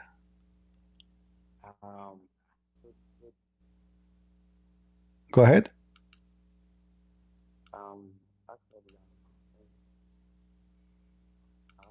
I don't hear you. Are you hearing me now? Hello? Hello? Well, my friend, your voice is cutting badly. CP, all right. Are you hearing me now? Okay, I hear you now. Go ahead. All right, good. Actually, I'm a Christian. I just want to commend you and just say thank you for the sacrifice you've made for the sake of the gospel of Christ. Thank you so much, because you were one of the people that gave us encouragement. There was a time whereby I watched Zakir Naik's debate, debating other Christians, and the way even all the lies he lied or everything, I was not happy with them. And it really gave me a heaviness in my heart, something like a burden. Yes. So I felt so sad, and I was praying that, if only God can bring people like Zakir into into his kingdom, into his household. But something gave me encouragement when I came to your page and started listening. I just forget about Zakir actually. I was also encouraged. And I had to get your book. I read one of your book, and in fact, it really blessed my spirit. And I believe God has raised people like you to fight against Islam in this in this end time. And I believe and I know that God is giving you wisdom, a greater dimension of wisdom that you are going to be breaking the back of the demon called Allah. Thank you so much, Christian Prince. Thank you so much. Now you now give us the how can I call it, the energy, the encouragement to be able to face. I go to platforms, Muslim platforms, and I debate them.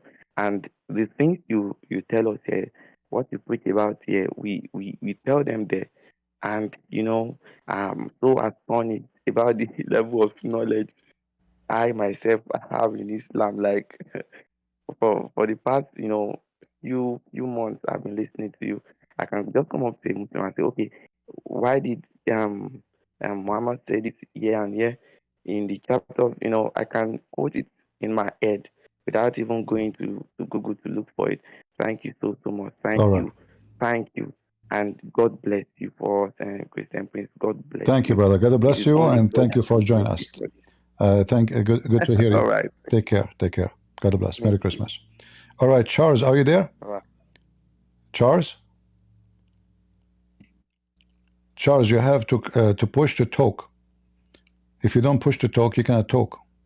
If you do not know how to do it, do what I do. I sit on the keyboard. The easiest way. All right. Look like Charles, he's still having problem. Okay, let us take Champos. Go ahead, Champos. Can you hear me? I hear you. Go ahead. Hi. Merry Christmas, Christian Prince. How are you? Merry Christmas. I'm a Christian, and I've been watching you for maybe a year or two, and I had a couple questions. All right. What do you think about Mohammed?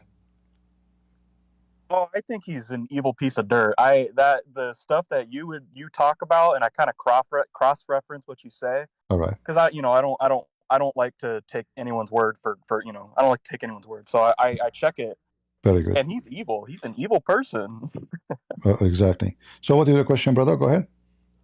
I had a couple questions. I have a Muslim friend, and he I tried telling him. I was listening to one of your episodes, and there was a hadith or some kind of story that you were telling that there was a root from the ground that people like clean their teeth with.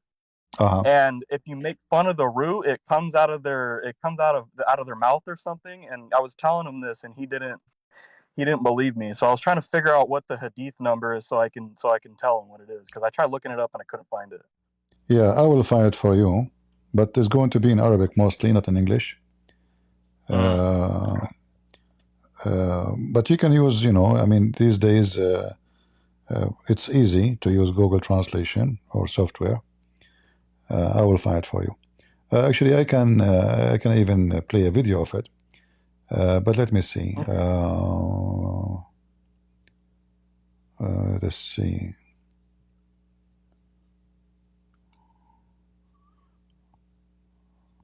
I'm trying to get it for you. All right. So this is the book of Al-Bidayah and Al-Nihaya of Ibn Kathir.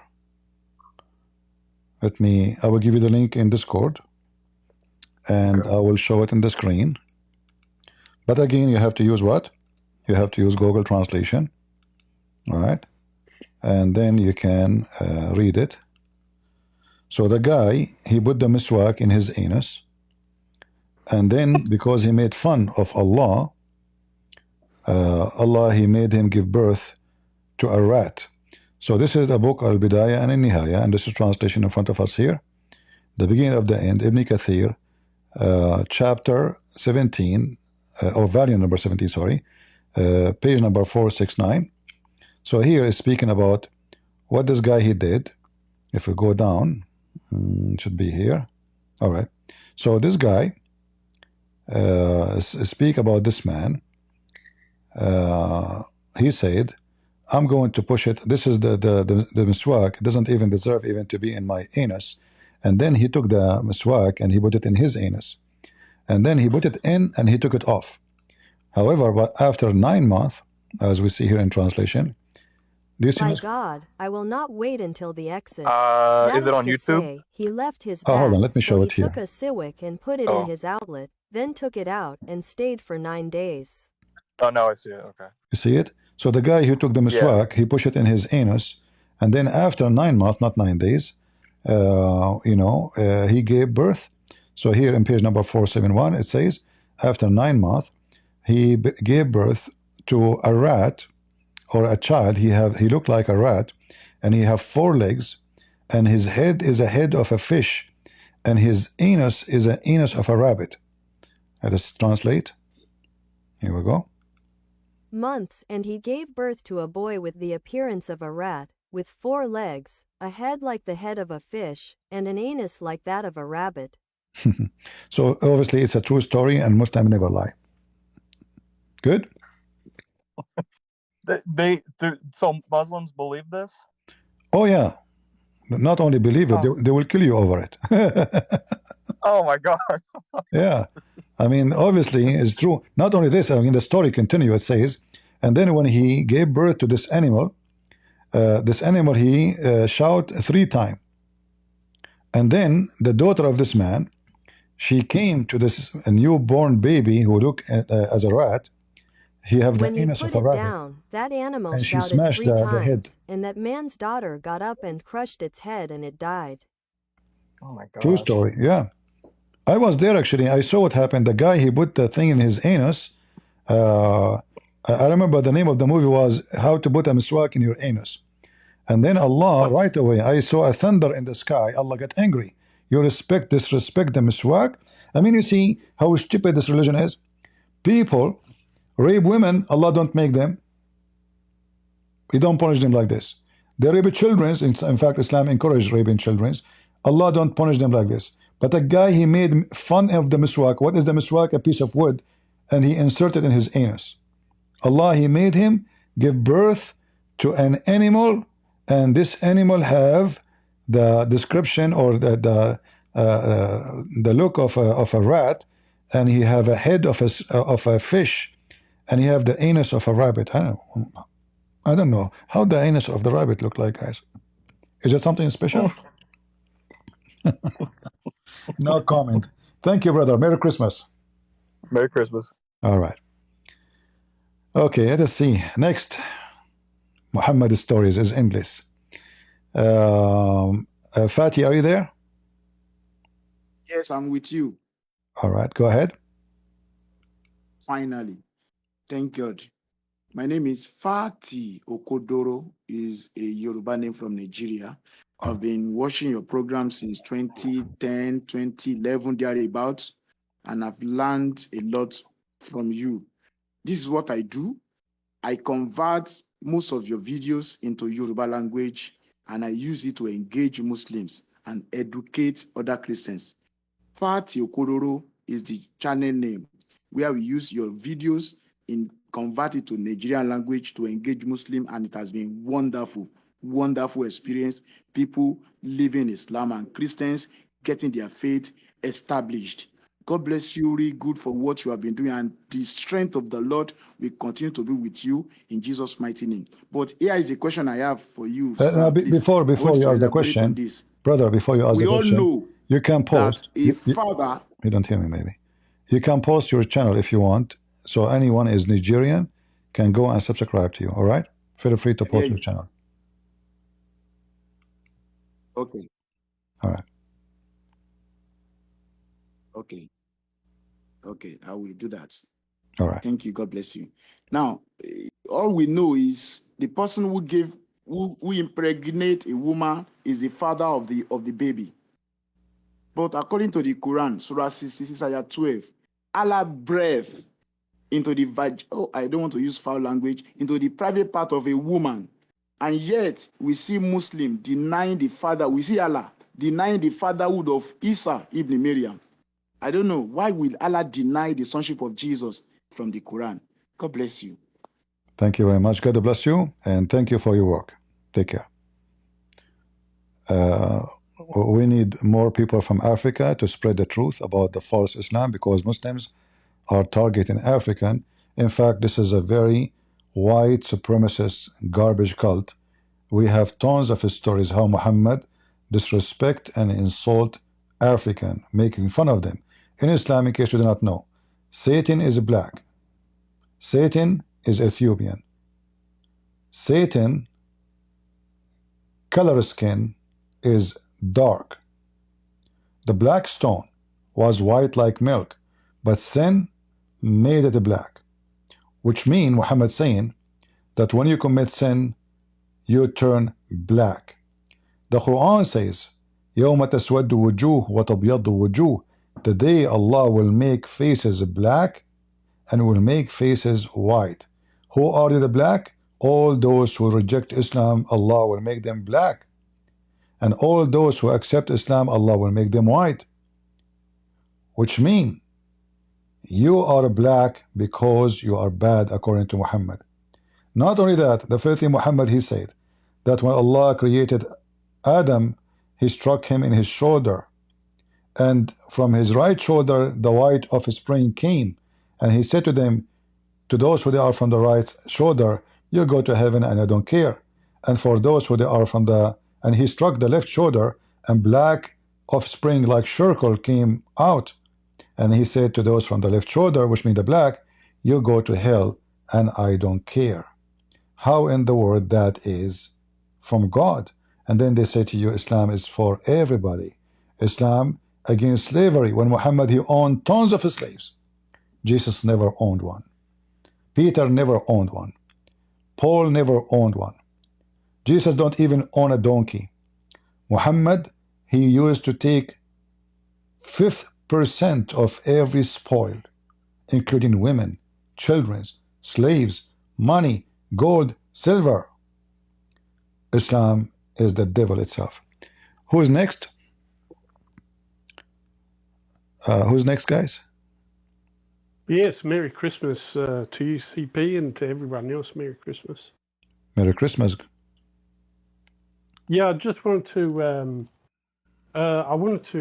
say something to the lady that was on a little while ago, Dog, I think her name was. Who was wondering what to say to other Muslims when they speak to her and why she left Islam and everything else. I was just going, maybe she's listening, I don't know, but I was going to suggest to her that maybe she should just tell them that God opened her mind, and she suddenly realized that where the Quran says that God is the master of Judgment Day, and it also says that Jesus on the last day of Judgment Day, Jesus is going to come down and judge the world, then obviously Jesus is God. Absolutely. Yeah. We have tons of evidence and tons but you know, for us we do not need the Quran, but what you said is important, because those are Muslims, they believe in the Quran, so we show them evidence from the Quran. Quran is a stupid book, the author is a stupid, so he make poo-poo. You know, he contradicts himself. That's right, that's right. And just for our African brother, our Nigerian brother just now, how he asked what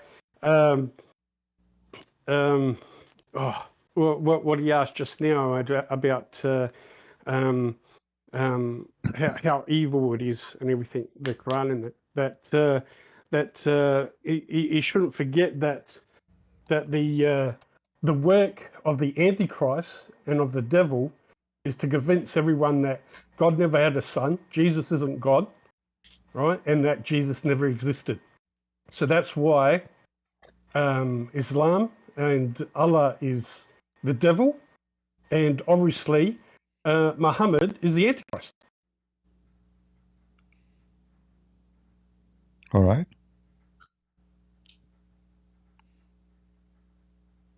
Just because, well, what I've seen, what I've read in the Quran, it's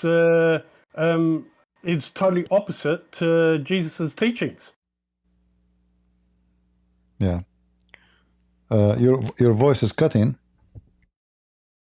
Ah, is it? Can you hear me now? Yeah, still it's a little bit cutting. Okay, go ahead, continue.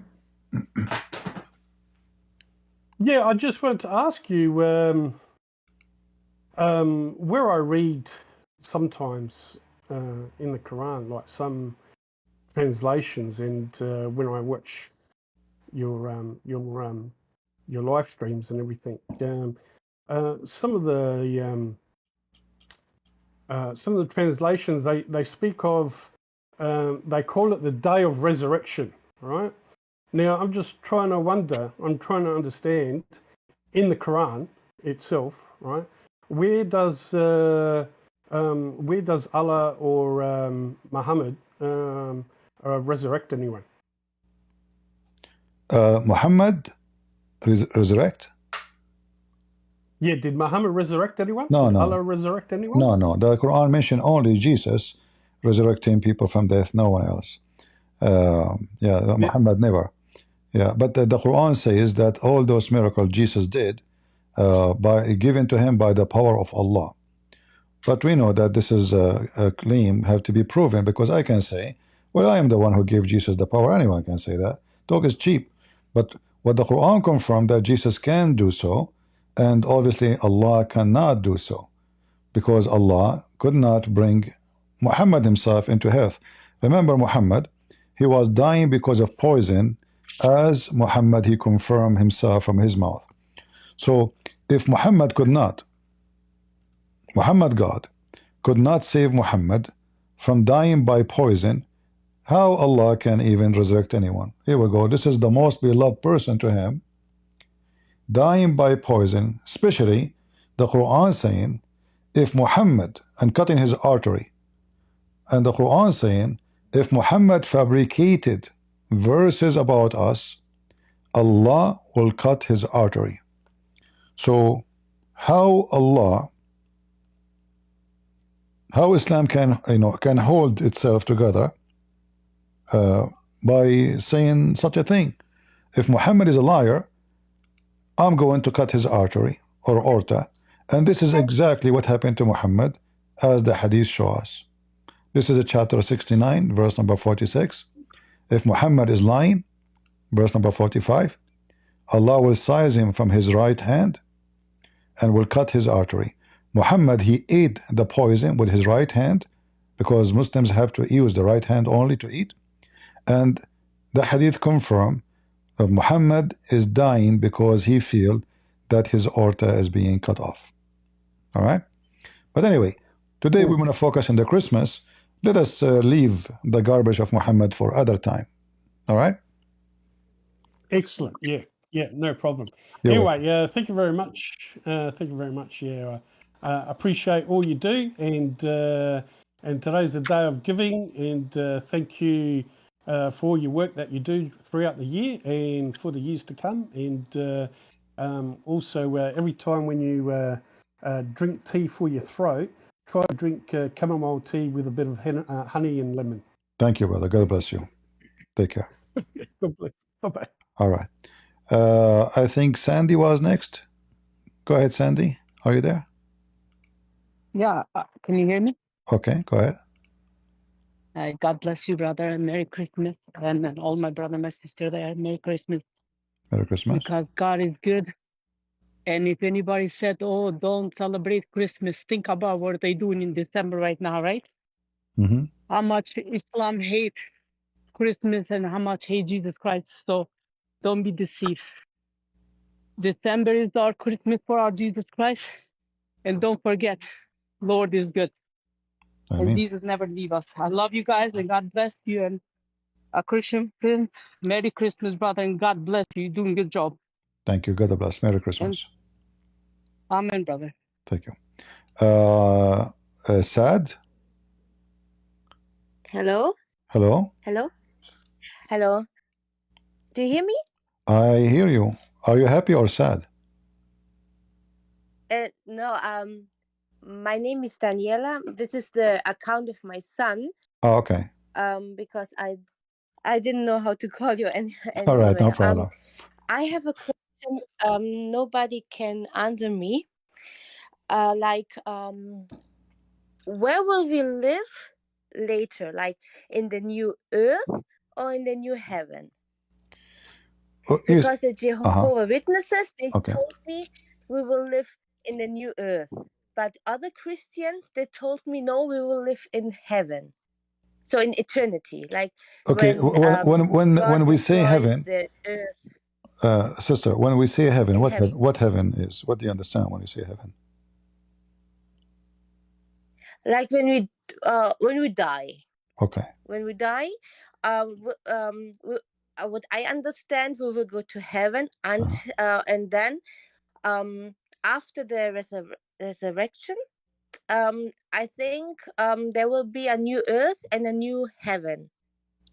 And my question is, where will we spend eternity? In the new heaven or in the new earth? You see, the heaven is a place where why it's called heaven. When we say heaven, what does that mean? That it's perfect. It's perfect, and it's a place where we have eternity of life in happiness. There's other place is hell, where we can spend eternity of sadness and pain. So heaven and hell are the opposite of each other. And then when we speak about other place, it doesn't matter what people they call it, other earth, other location. That is not the important. The important is that the heaven of the Lord is a place where those people who believe in him, they will join him, and they will be kept with him with his security and his love and his care. You see, when Adam disobeyed God, he left alone. He have, as we see in the book of Genesis, that he have to work to feed himself. He is going to suffer. He is going to dig in the ground. He have to play with the dirt. He have to farm. He have to eat. The women, she have pain to give birth. So all the suffering will be taken away from us, and that is what heaven is about. So there is no more suffering. Don't worry about the location. Those who try to know to discuss a location, they are people, they have a lot of time. You know, the Bible did not mention to us in which galaxy maybe is going to be heaven. What we care for, that we will be in the presence of God and with him. Where is going to be? That is the business of God. You know, like in the book of Revelation, it says that God created a new heaven and earth. But this is not specifically about the word earth. Earth is where we land or where we are living. So a new heaven and earth mean a new place for us the Lord is preparing for us. And today, the book of in the book of Luke, chapter 23 says, "Truly I say to you, today you will be with me in heaven, in paradise." So what we understand about paradise is a place where the Lord himself is located and is exist. And that what make it heaven. For wherever the Lord is, heaven is going to be there. So already the heaven is prepared, and the Messiah came to invite us to go to heaven, and our journey will continue after death to go there. Now the one who claimed that he knew the location is just making things up, making stories.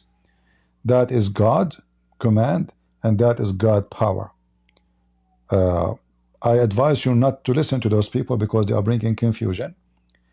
I will be worried if I am not in heaven. I will not be worried what his heaven is, because whatever God he prepared for me is going to be good. Do we trust the Lord? We do, right?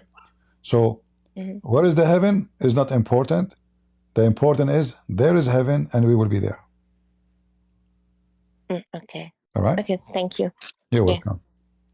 I don't know who's site map. Go ahead. Yes. Can you hear me? I hear you. Go ahead. Okay. First of all, I'm Jewish. I'm from Israel. All right. So I wanna thank you first of all for the support of our country. In the last, I've been watching for like a year. So I want to thank you for the support first of all. I have a question since I see the topic is.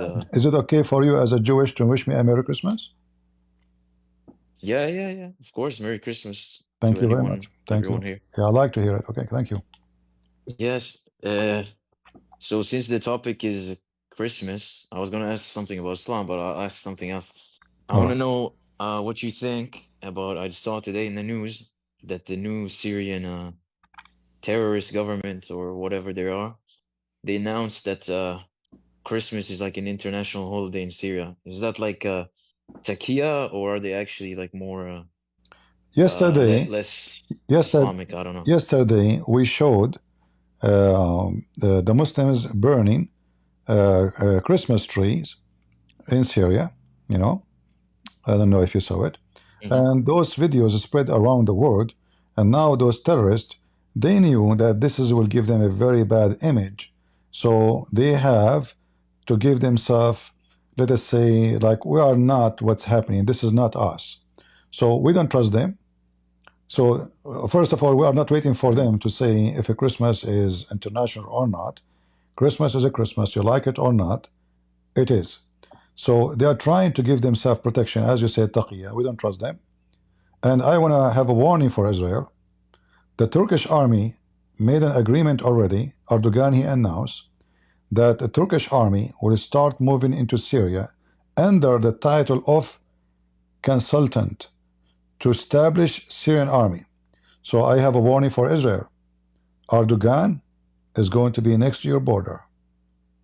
So now we get rid of Hezbollah. Yes. We have other Satan, big one, is Turkey. So get ready for the coming war.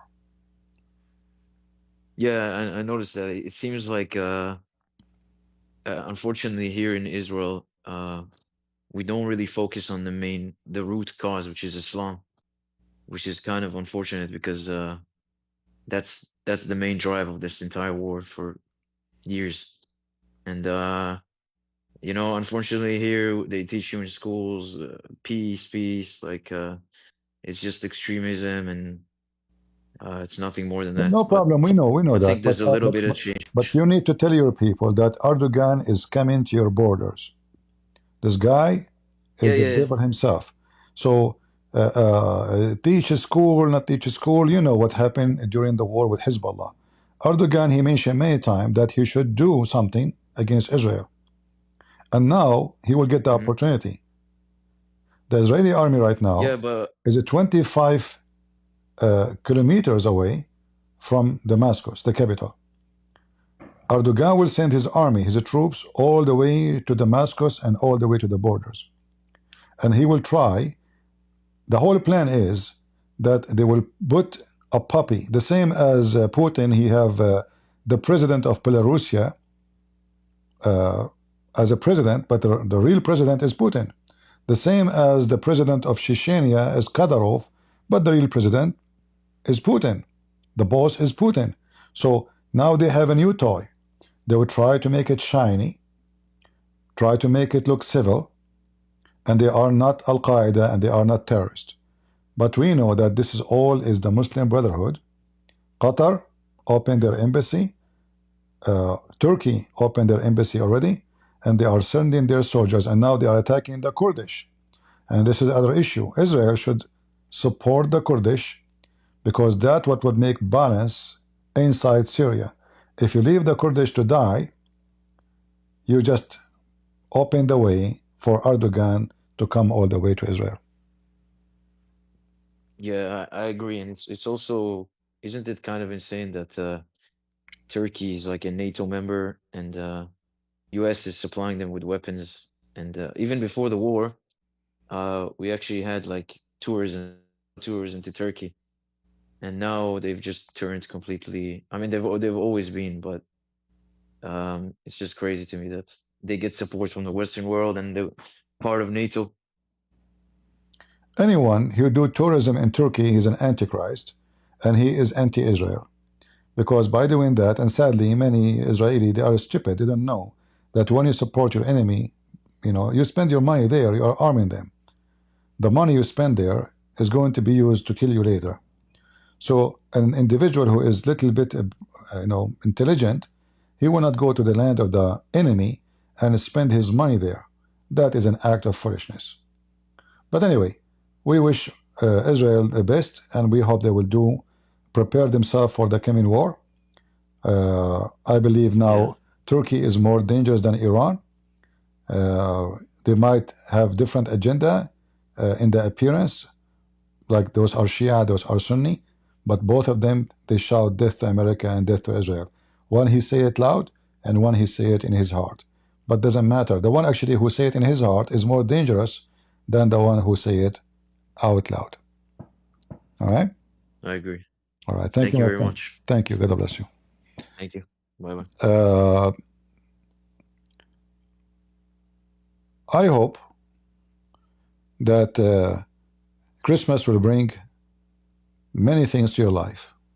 The first thing will bring to your life is a Christ. Christmas is not a toy, you put it in a tree. Those are for kids. Christmas brings joy to children. But a Christmas is a responsibility. It is a day we have to celebrate 365 days a year. Is to bring a Christ to everybody, to fight evil. This is a war.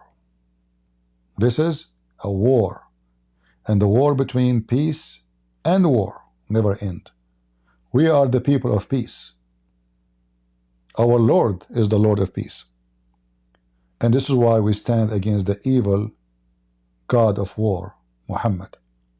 So remember always that the one who stays silent against evil, he's supporting evil. How we stay silent? If you don't support victims of aggression, of cult like Muhammad or any other cult, you are supporting evil. If you see a woman being raped and you close your eyes, you say, I saw nothing, I don't want to be in trouble, you are a rapist. If you see a thief stealing and you do not report him, you are a thief. You just became a partner in the theft. Even though you thought, oh, I did not do it, I just saw him. You just did steal too. Remember carefully, we as a Christians, we have a duty and we are at war. Batman, the mic is yours. Hi, CP. How you doing? I'm fine. Thank you for everything you do. And I just want to say, Maran Fele, and Merry Christmas to everybody. Merry Christmas. Can you tell the people the word you said, what is it is? To explain to them. I'm speaking Chaldean. I am a Chaldean I from know, Iraq. but not for me. Explain to them. I know what you said. Maran Fele, like our Lord came. I mean to that. So he's speaking to you in Aramaic language, in case you do not know. All right? This is Aramaic. And this is the language which is Chaldean. And I don't know how many of you knows that Abraham himself was from the nation of the Chaldean. How many of you knows that? Abraham is born of the Chaldean people. And he spoke the same language as our brother here he spoke. All right? Just to remind Thank you people. for everything, CP. God Have bless a good you. day. Merry Christmas. God bless you. Merry Christmas. I mean. And as long we mention the Aramaic language, you know, this is the prayer of our, which taught to us, they asked the Lord how we pray. And he taught us the prayer is our Father out of heaven, which all of us we knew and we learned since we were kids. And I will play it for you in the Aramaic language so you can hear it. Maybe you never heard it before in the original language.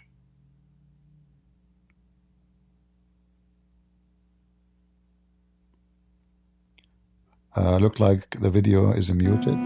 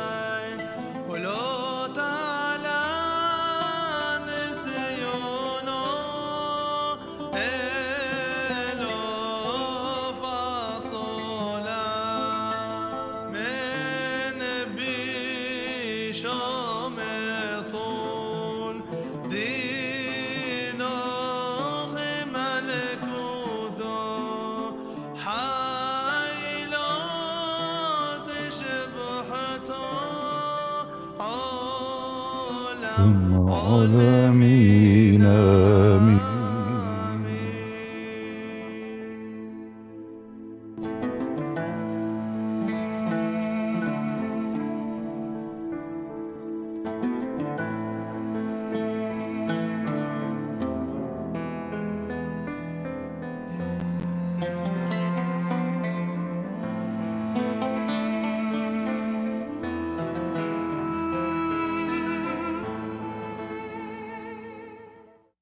All right.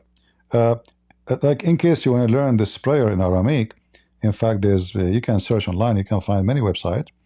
I can even search for you where they teach you how to say it. Let me see if I can find something for you.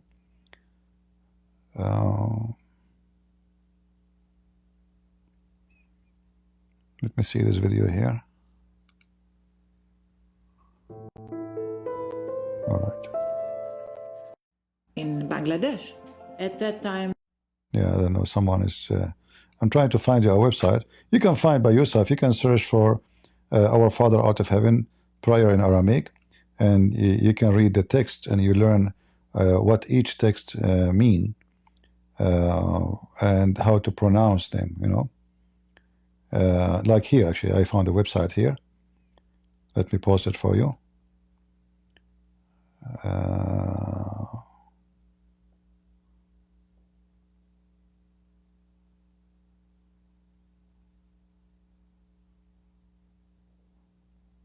Yeah, I never saw this website before, but I will post it for you. I just search for Our Father Out of Heaven in Aramaic, and I got this link for you. So if you're interested, you want to learn it, and you can search for your own website anyway, you know.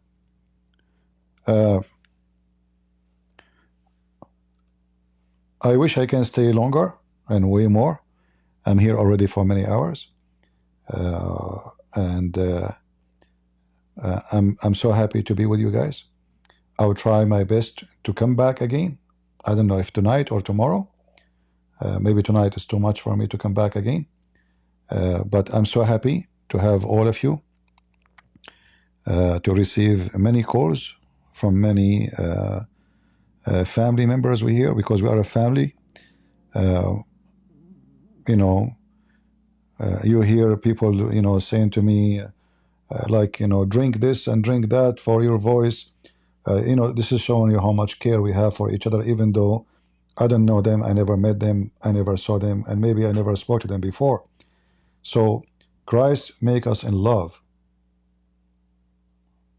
And when you are in love, there's two kinds of love. There's the one who will make you blind, which means you don't see what other people see. And there is the one who can make you see better. And that is the love of a Christ. In Christ, you love because you see better. Other love can be deceiving. The love of money, the love of wealth, the love of power, the love of sex, the love, this is not love, this is lust. But they call it love. Only with the Christ, you love with no return, which means you do things you don't expect return. You love to help somebody, not because you are waiting for him to help you, but because you love to help. Help is what makes you happy. Doing good what makes you happy is not receiving good only. In fact, you might never receive good for the good you did. And that is truly how the Christians live in love with Jesus. Christ, he came to us. He never received good from us. We put him in the cross. We make fun of him. We spit at him. And now when we make a movie, we say bad language to him. And we watch those movies and even we pay for them, which means we sponsor those who make movies to insult Jesus. The one who loves Jesus, he will never support them, those who insult Jesus. The one who loves Jesus, he will never defend people like Hamas and terrorists, Islamic terrorists around the world. The one who loves Jesus, he don't take a side with anyone except Jesus. This is what love is about. It's about being a warrior, a true lover, not a fake one. A fake one who live hypocrisy. He praise hypocrisy and he enjoy hypocrisy. That is not the one who we can call him a loving person. A loving person is a crusader. He sacrificed himself for others. And remember what the Bible says. Our war is not with the flesh. It's way bigger. It's way bigger than what you think. But never fear, for if the Lord is with me, who could be against me? And always will be victorious in his name. And for those who insult the crusades, I say to you proudly, I am a crusade. And I'm willing to die for his sake, with no regret. For life worth nothing to me. And if I die for his sake, that worth everything for me. Merry Christmas. May the Lord bless your house, your family, your children. And I want to say thank you for all those people who support Christian Prince in every way, every mean, without describing. I'm very grateful. I know many people, they support me. I never say to them thank you, because I know they are not waiting for me to say it. But thank you. Thank you for those who they are here, the admins, who they are always taking care of the chat and text, and they support me too, and even sometimes I'm rude to them. Thank you for all of you, the one who donate and the one who don't donate. Your present bringing joy to my life. Even though sometimes you make me angry and upset for things you say, I'm just being very real with you. You know the real me, not the fake one. I say things as it is, and that make a lot of people upset. And in fact, this is what I am here for. To make the devil upset, not to make him happy. Those who make nobody upset, obviously they said nothing. They offend no one. The truth is always offensive. The truth hurt. And I want to say to the Muslims, Santa Claus is real. And neither your God or Muhammad is real. Prove me wrong. See you soon again. Merry Christmas. I will try to be tomorrow here. If not tonight, I don't know. If I feel comfortable, I will come back. Love you all, and thank you again for all what you do to support me and to help me. God is good. So is Jesus. And Merry Christmas.